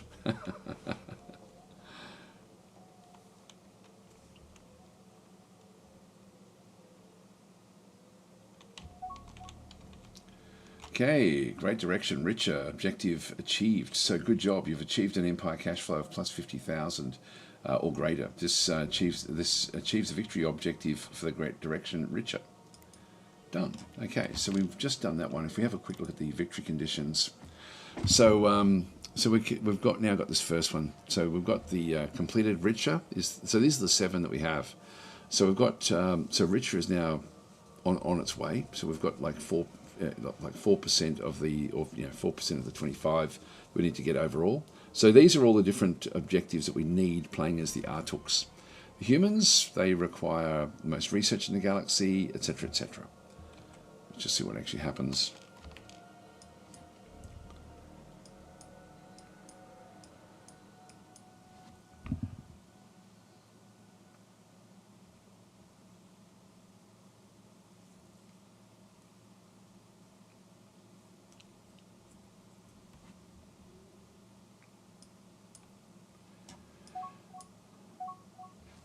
Right, so we've got another mission. So, yep, we've got, we'll assign the mission. So there's actually, assign the first fleet to investigate reported threats at Libreville. So it's not pirates, because we're paying the pirates off. New resource, we've now got the Gravelex carcasses. Oh, there's just going to be more Gravelexes here. Thinking. Anyway, we'll send in the first. Great direction. It's time to choose a new great direction for our empire. Next 5 years, our empire will pursue one of the following. So smarter. Yeah, we're not going to do that. Stronger. Destroy an enemy battleship or carrier. And that's not going to happen either. Sneakier. Still a research project of tech level 6 or none of these we're going to be able to do.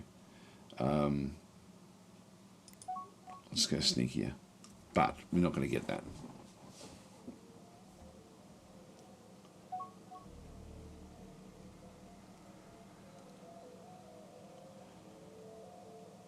Yeah, I'll accept that trade. Okay, there's Teekans. They should be friendly with us.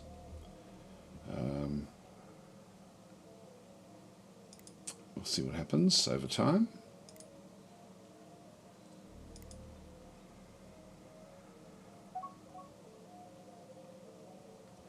Here we go. So now we don't have to pay for them anymore, which is useful. New mining station completed.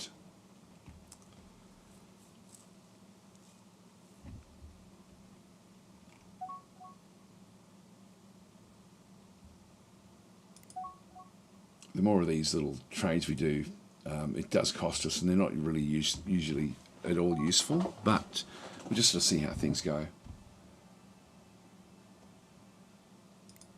So that was a good resource. 8%.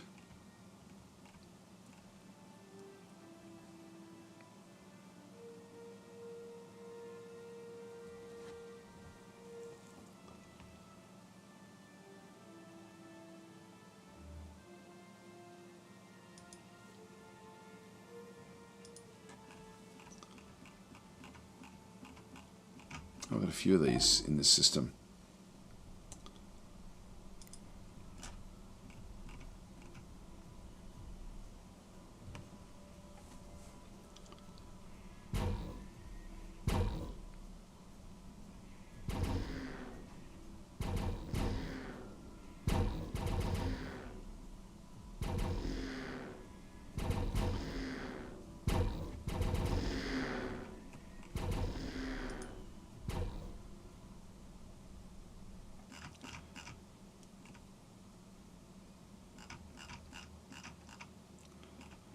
Still another one in here. Don't know what it is. Going off to refuel now. Foreign agent captured. Here we go. We've got core Wekkarus of the Turbot Coalition Republic preparing to steal our galaxy map. They've been imprisoned for their crimes. Okay. So we now have this one here.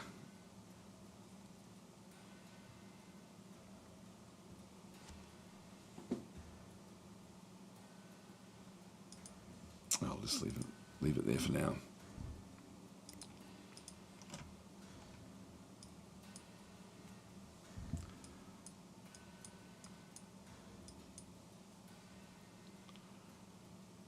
What we might do is actually get a few more explorers.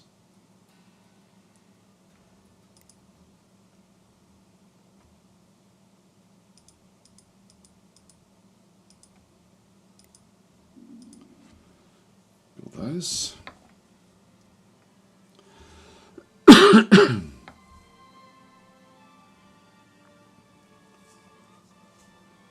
Yeah, orangutan saying that's cool. The torpedoes, yeah, torpedoes are seeking weapons. Missiles are seeking weapons. Beam and railguns are not, though. They have to. The field of fire is important. That's why I thought that having the having those torpedoes on the back, we're going to be fairly good. Another spy. Lots of spies. Yep, so the fireman's saying, just an FYI, for anyone who does not like the overall colours and ease of seeing the different empires, I have a few suggestions. Turn up the galaxy map opacity to 0.85 and saturation to 1.45. Yes, we've done that here. We're actually running sort of systems where that has been tweaked. But now that we can change the colour of the actual empires, we sort of have a lot more choice now as to how things will look anyway. Which is great. Still got monsters we have to get rid of. So they're just coming in for refueling. We still don't have a great number of Caslon supplies. We've got 4 now, actually. And there are more than what we thought. That's okay. So that's all okay. Might just go to 4 times speed now. Until things develop. Okay, there's a base in there.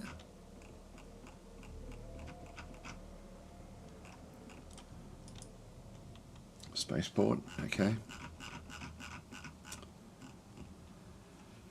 Inside that location. Mission completed. Okay. So this is actually, so we do actually have spies that are now going out and about. It's just Klingzog hasn't done it yet.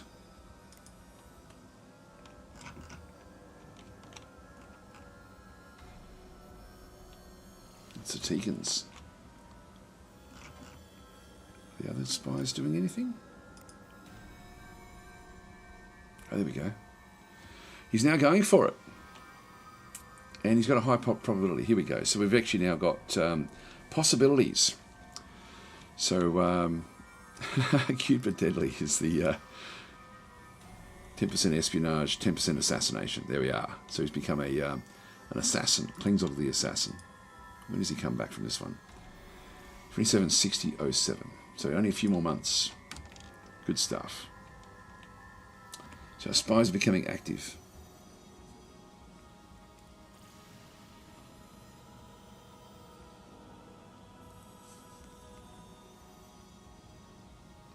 Yeah, Richard saying my ship's still off exploring the wild yonder. It is indeed. Yeah, we haven't had any attacks on it.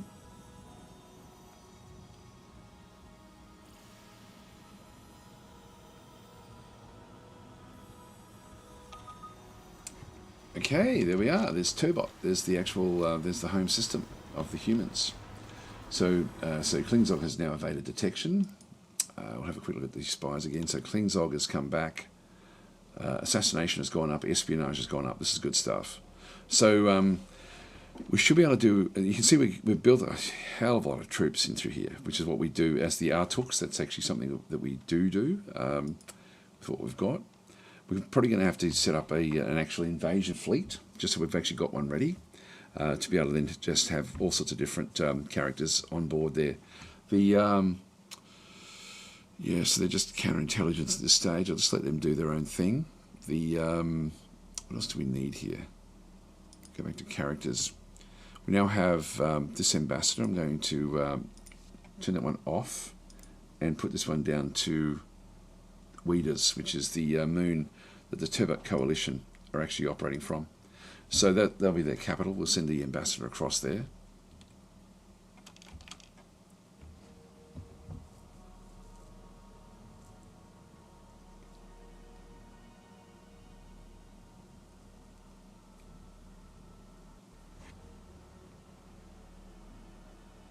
Oh, we've got Bourne Station already set up now. This is good stuff. So that's only just kicked in.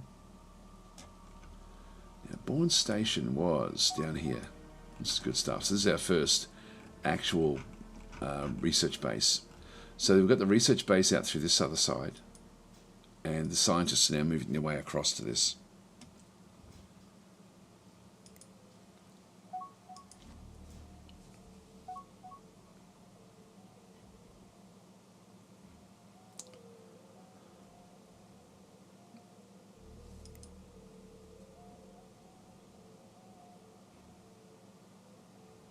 Accept trade.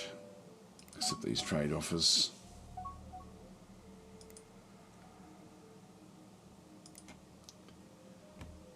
Okay, so, sorry, there was a comment or a question. Orangutans is pointing up.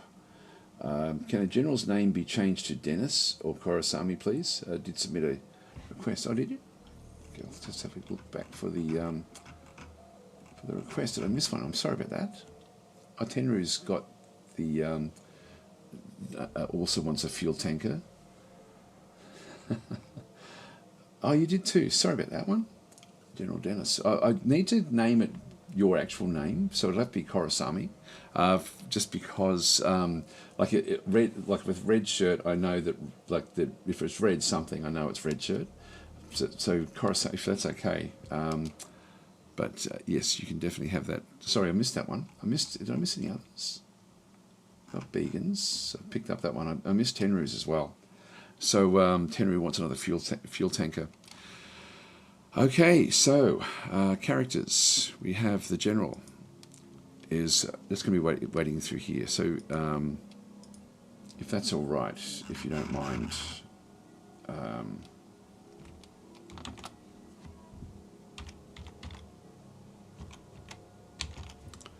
Korosami, there we are. So General Korosami, I really like the generals. They look great. So he is, recruitment in infantry strength, that's good stuff. Good recruiter, good ground logistician as well. This is good. So he won't be deleted, and there's we've got heaps of them back at the, heaps of forces here. What we might actually do is actually build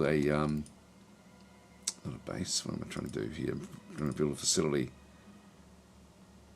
The armor barracks. I think we should build one of these as well. A battle roller troop. There we are. So we'll build that one back through there. Looks like we may have a second research station. Yeah, Bourne Station. And Boa 1. Yeah, all research. So we are building this one as well. But that's okay. Officers of treaty, military refueling, we'll accept that as well. So these pirates are becoming friendlier and friendlier with us, which is fine. Now what else do we need to do?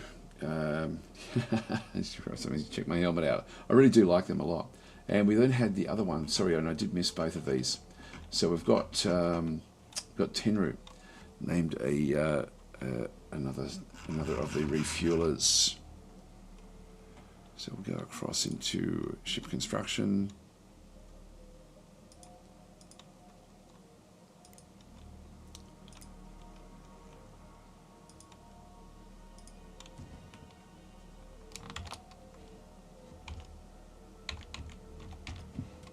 Just make sure that's the. If I do miss things, please do an add-DAS tactic.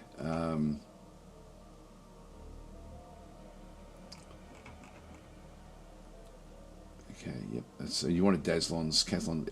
Again, I need to actually call it your name, which I have spelled incorrectly.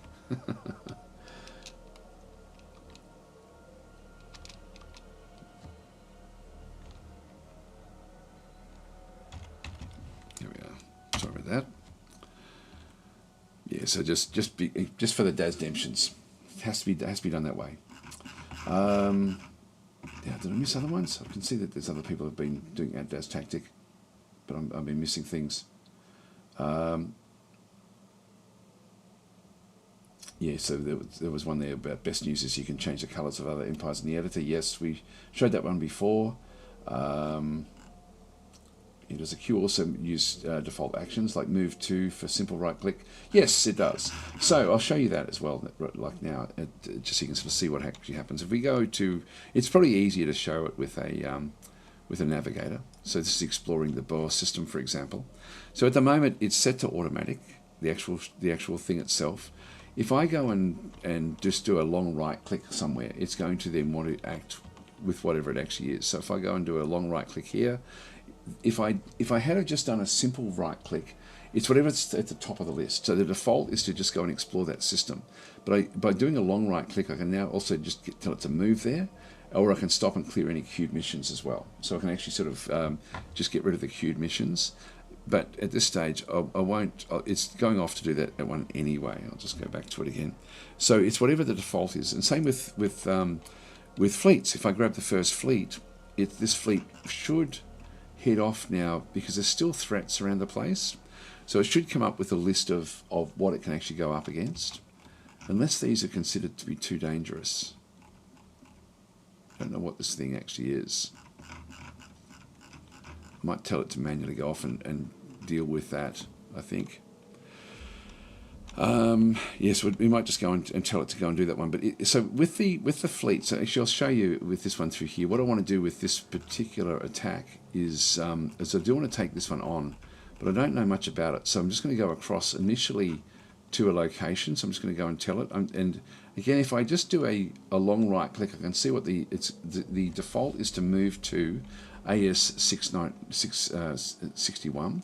Or I can go and tell it to refuel from fuel tankers, but there's no fuel tankers in the fleet, or stop and queue. So their default really is just to move. So they're going to be moving off to there. By doing that, I've told they're now manually controlled.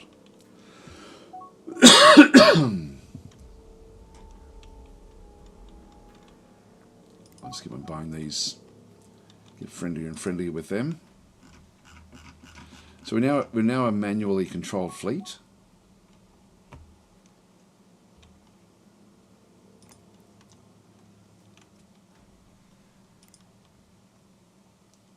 There is a beast in here. We see different, as ships pass over the top, their scanner, it activates it. You watch, I think. I know they're going to the different, yeah, there it is. See how we're just picking up, there's something else in there as well, but we only see it when it goes into sensor range. So why is that happening? So there's there's ships coming in with sensors in here. We have different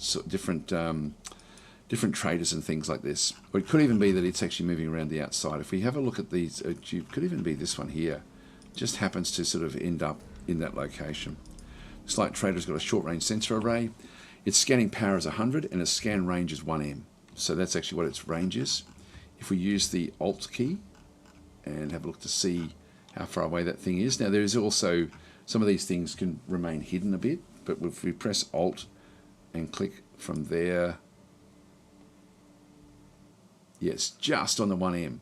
So it's just picking up at about the range. So it's probably just going to be, that one will possibly only be a Gravelex. So as we've come in, our scanning range has now filled in enough to be able to pick up that particular Gravelex. So we don't see it anywhere else because nothing else is closer than that range in terms of anything. Like even the actual mining stations will only have like short range sensors, I think. And so this one's only got countermeasures. Doesn't even have a sensor. So there's no sensor on that particular one. It's only the ships when they get close enough to pick up that particular beast that we see it. So we see it there, but we don't see it when that ship then moves out of range. So anyway, that's just the sensors. I love how all of the components in the game now are so much more than what they were in Distant Worlds Universe. It works so much better. So we're coming into that location. So we've now actually arrived at this little location here. Now, what we needed to do was, this is a Vorticar. Vorticars have got a, and I don't know if I've never bothered looking them up in the Galactopedia, but let's have a quick look and see. There will be a search coming for this, by the way. This is actually one of the things that they're now trying to build again. That's going to make things really quite useful. So space creatures, if we go to Vorticars, the bonuses from native location, they get countermeasures of plus 50%. They've got a stealth of 55. If we have a look at the Gravelexes, we'll be going after the Blue Giants. They don't have stealth, but the Vorticars do. And demo absorption of 10%. Yep, resources yielded, so silicon, Mebnar, and Kaisian crystals. But these are a bit more dangerous than the other factions. But we're now close enough, so our ships with their short range sensors can now pick up the actual ship, the beast itself. So we're now just going to go and move across and destroy this. So again, if I just did a single click, it would be prepare and attack Vortikar, which would be fine. So I'm just going to tell it to go and do that one. Prepare and attack just means get all your forces sort of in line before you move off, which they already are.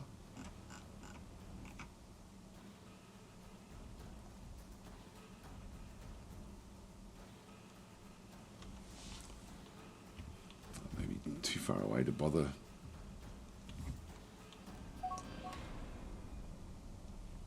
Okay, we found an independent colony of Boscara. Now, unfortunately, our torpedo frigates are now moving out ahead of the others because they move faster. And they're not jumping. I was hoping that they'd jump. I'm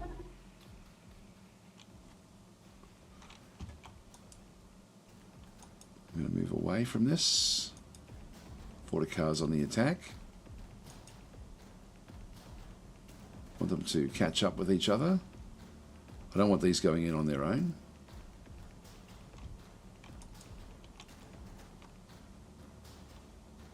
Vortikar's much faster than us anyway.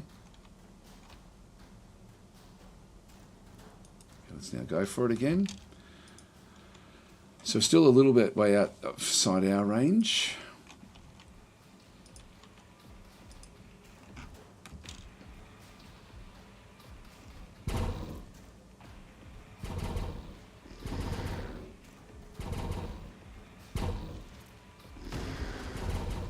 Blew up one of our ships, so that was a just one of the so this is a much stronger. This is 2,000, so it may be too much for us. We'll see. So who's in line here? We've got the torpedo escorts, torpedo frigate. Was that a torpedo frigate that got destroyed? This is orangutans. Hang on.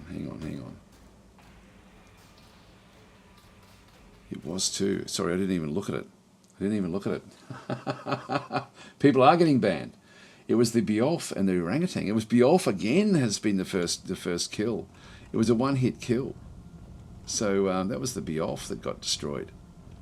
I don't think we'll see it in the messaging either.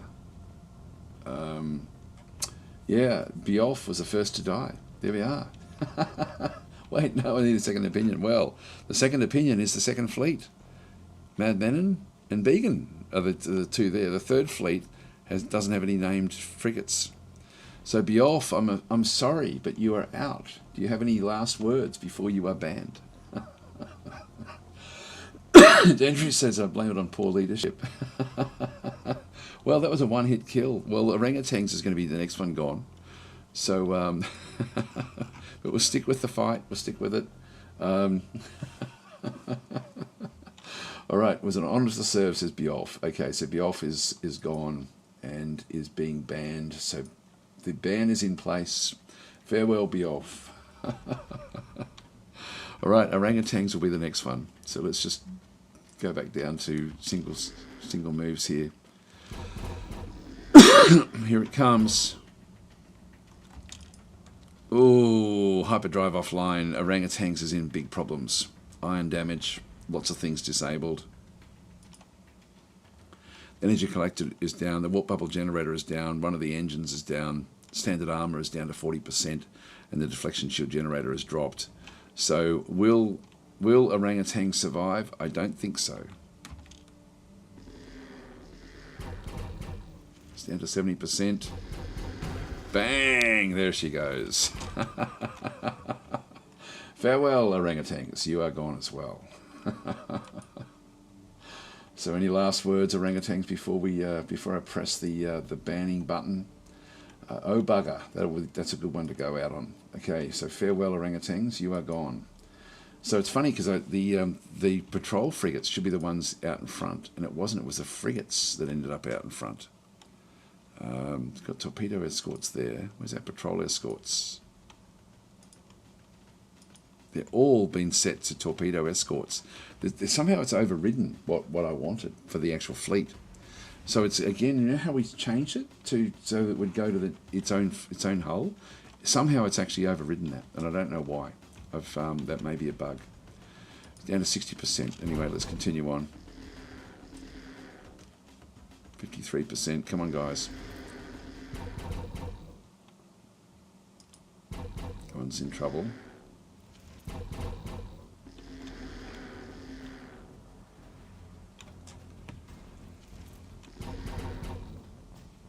Yeah, so unfortunately we didn't actually have the patrol escorts, which were supposed to mask things. Now we've got iron damage. It's still holding on here. Border car's down to 31%. And it is almost gone.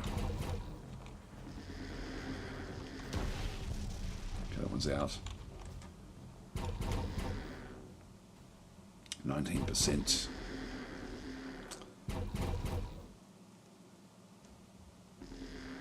That one is taking some damage as well. 6%. Got it. There we are. Well, it took some damage there. Did this fleet? Oh, it did too. It did too. Who was the admiral? Who was the admiral? There's the escape pod. Von Schweinhund. Von Schweinhund, you are gone as well. Even though we're going to pick you up, I'm sorry, but you get banned. You get multiple bans. Being a being a named character, even if it's even if you are salvageable, which you are, you still get the ban. So Von Schweinhund, do you have any last words before I click the switch?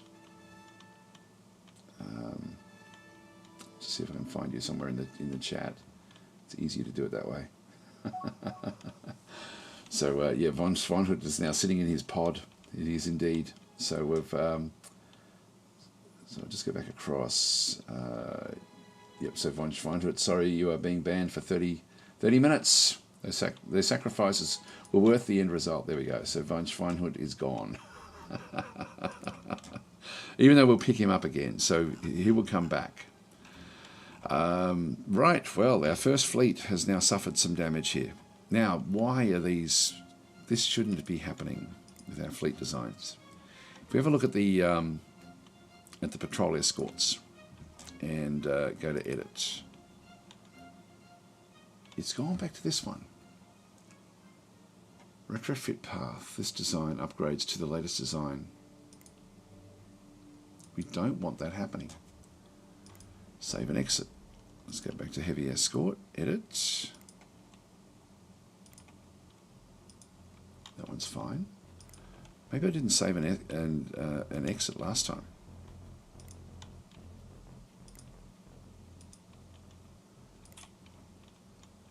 It's all set to manual. That shouldn't change. What we might do is we might just unpause for a little while and just see what actually happens. See if there's some sort of automation setting that then changes my construction.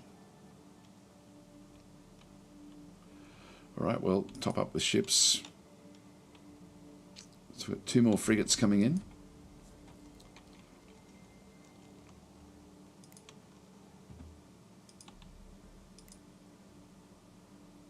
That's what we wanted. Okay, we'll just watch. We'll do that again in a little while. Now, second is, they're all okay, I think. No, they're all set now to heavy escorts.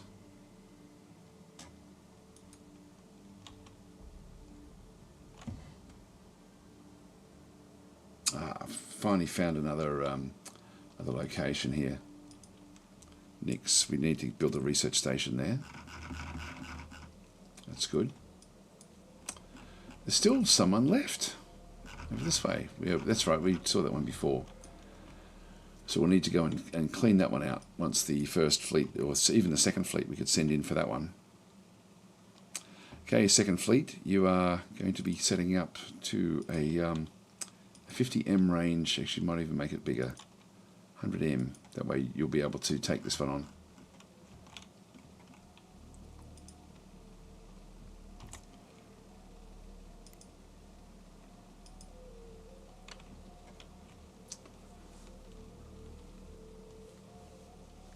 Yeah, the constructor will pick him up. Yeah, someone will. He'll be back. Oh, he's actually already been picked up. So, yep, while salvaging an escape pod in the Libreville system, we made the following discovery. Admiral von Schweinhut. So he's back on board.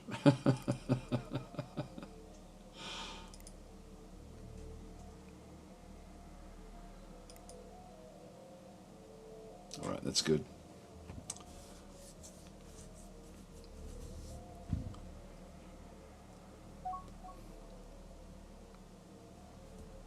Look at the new frigates have appeared. Another spy has appeared as well. How are our spies going? Back to counterintelligence at this stage. Who is great? Here we go. So the time has come to designate great Atuuks of the future. So we've got two candidates, a spy and a scientist. I'm going to go with the scientist.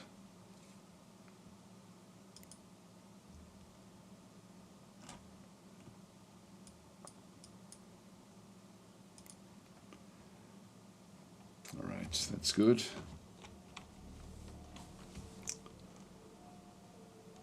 Now I'm going to have to start to wind up here, guys. We've made a bit of a headway, but we haven't really come across anything too aggressive just yet.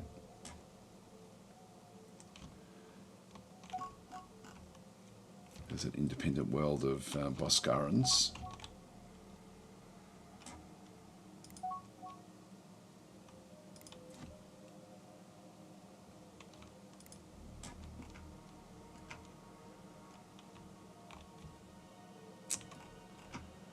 What's that ship? It's probably Hive ships, I'm guessing. Yeah, they are.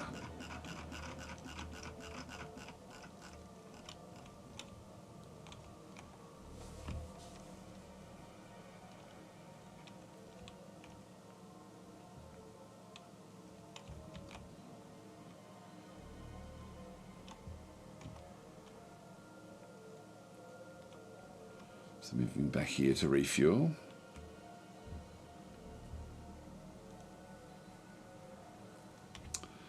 Now, has the game reset those designs yet? Yeah, that's okay. All right, that's worked. Yep, okay. Maybe it was just me, I think. I must have sort of set them incorrectly.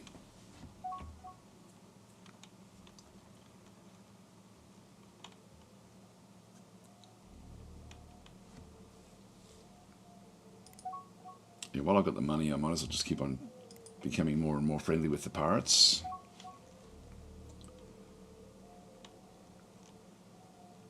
This is a treaty, a non-aggression treaty. Yep, we'll accept that. We're not paying them at all.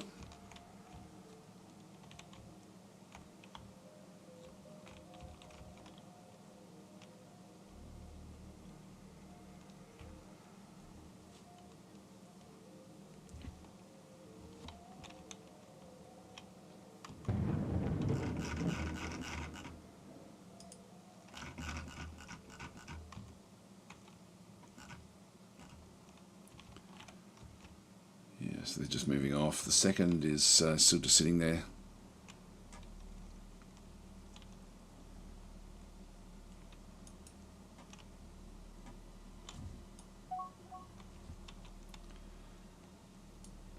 Just go back and just pick up a few of these.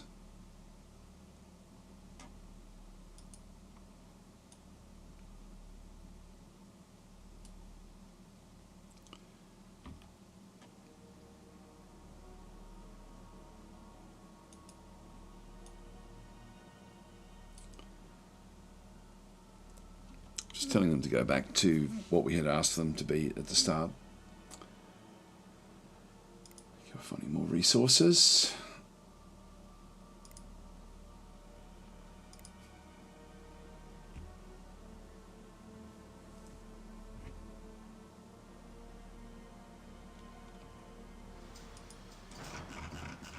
So with the second are back out this way. The first are still doing what they're doing. It looks like we're out of fuel everywhere. 41% with the hyperdrive. We're still a long way off getting anything really.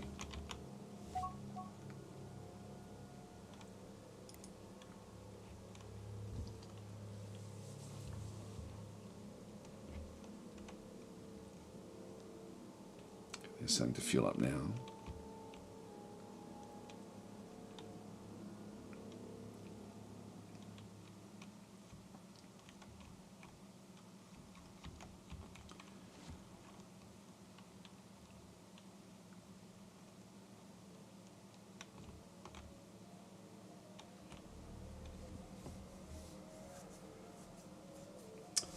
Blackpool is saying, Daz, what did you like about the Securin race? And sorry, if I'm missing a lot of comments, guys, I do apologise. Drexy was saying Wekkarus are like the British. I guess that's why I like them. we did make that joke earlier, actually, when we were looking at them with their description. Yeah, so the Securin race, I just liked. They were sort of, I guess they were a little bit like the Orion Pirates. That's sort of what I did like about them, even though they were sort of very, very diplomatic. I just enjoyed playing them. There was also another, the Kydians I really liked as well. The Kydian faction was another sort of like a heavy research base. I just liked them from the first grouping. Maybe it was because they were humanoid, but a bit different.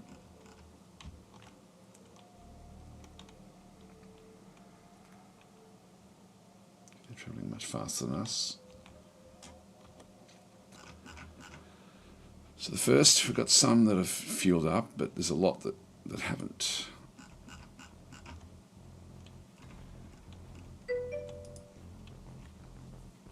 Hi Christopher, how are you going? You play on next Tuesday, the new DLC for Age of Wonders 4? Yes, I will be. I've got it. I've already got that one, and I really like it actually. It's I'm under embargo. I'm not allowed to show it, but I can say that the one thing I really like about the Giants is that they haven't added tricky things to it, and it almost just goes back and reinforces the basics of play. If that makes any sort of sense, and I found that quite refreshing when I was playing it. I was actually I was thinking initially, it doesn't feel like there's a real lot of content, but then the more I played it, the more I just thought, what it's doing is it's just doing what the base game does well, and it's just reinforcing that. So I do quite like that one. So yes, we definitely will be doing a lot. Damn it, here we go. So Atuuk engineering strikes again. One of our ships, the exploration ship Arcane Obsession, has suddenly exploded. All aboard were killed. We should probably build our ships more robustly, but that takes too long, and it's not the Atuuk way. So we did actually have a rapid disassembly back over here at Libreville. It wasn't the red shirt ship, so there's no banning from that particular one. We will need to build another one, so we'll dismiss that. So we do actually have this random exploding ships.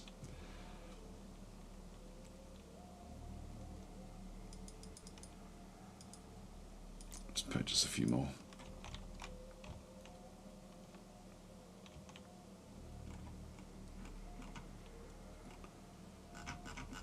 Do we have any other colony ships, other colonies that we would like to have? Hey, there we go. Sleetana, where's Sleetana? Again, on the edge there. That would be good. Let's go and grab that one. The others are too low.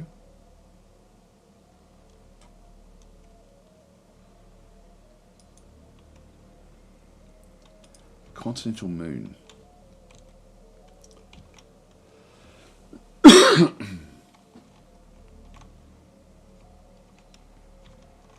Another border there. So this is going to be one of these things where the colours are probably going to be too similar. So we'll probably have to change one of the colours here to have it make more sense. Yeah, need to use better duct tape, says Kurosami. Yes, they do.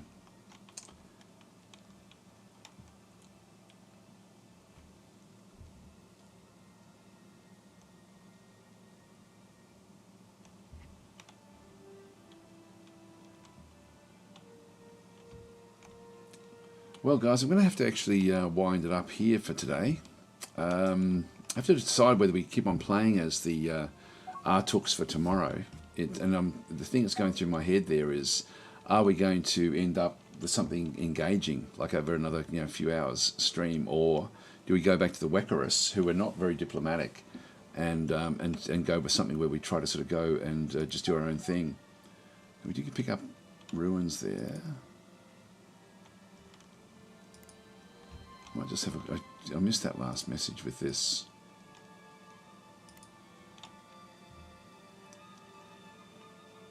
Unknown ancient ruins.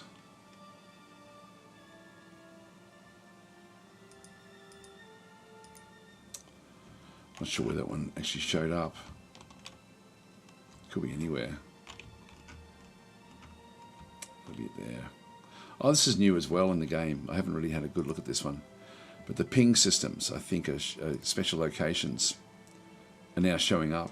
So you now actually have these as well. There's lots and lots of little things that are being added all the time, which is great. So I like this sort of stuff. So this has got the ruins, the Monastery of Magellanic Clouds is at this particular location. So yeah, that's what we just found out about. Contact lost with ship. So if we don't go to the location, this is Boa 1. This is actually great for research. Back to this other side. Now there's a construction ship is in here actually collecting all the stuff, and we don't want that to be the case. So somebody else is in here. What we want to do is we want to get an explorer ship. This is the Quito Rebel. And we'll have to find out which ship that was. Go to Pearl 1, and I'll just go back to fully automate.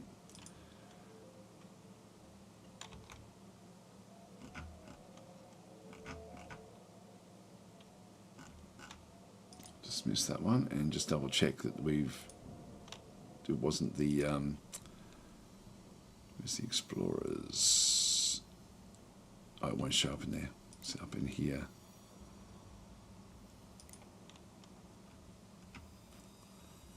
Is the red ship here? Yes, it's still going. It's coming back in for refueling.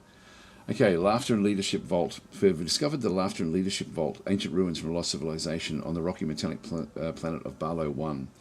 So where's that one? This is it here. A little way away. We'll investigate.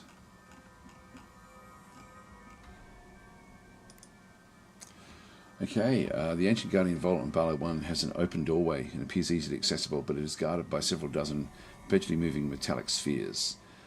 So, what does it mean to lead the spheres? We believe the answer may lay in the emotion, yeah, blah, blah, blah. So we have other different Guardian Vault stuff that we need to research before we can do anything else there. I like how they've sort of made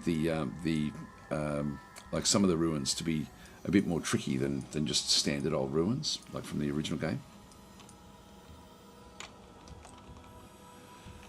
But anyway, I do have to get going, guys. I'm going to have to leave it here. So thanks for watching. But yeah, I'll have to sort of figure out whether we keep on playing with this with the Atuuks tomorrow, or whether we go and have a look at the Wekkarus. Got a plague outbreak there. It's okay. It's not going to worry us too much. But I will actually leave it there, guys. So thanks for watching, and I'll catch you tomorrow. So we'll be playing Worldly Wednesdays for Distant Worlds. So we'll actually go that way. Time to choose a new direction. We'll go with Multiply, I think. Oh, this was directioned out. Some of our people expressed concerns. Suffer minus 10% colony happiness in our empire. That's going to affect our money. Not that it'll matter that much. I'll just pause where we are. So anyway, guys, I'll catch you tomorrow if you're around. Thanks, and I'll see you then.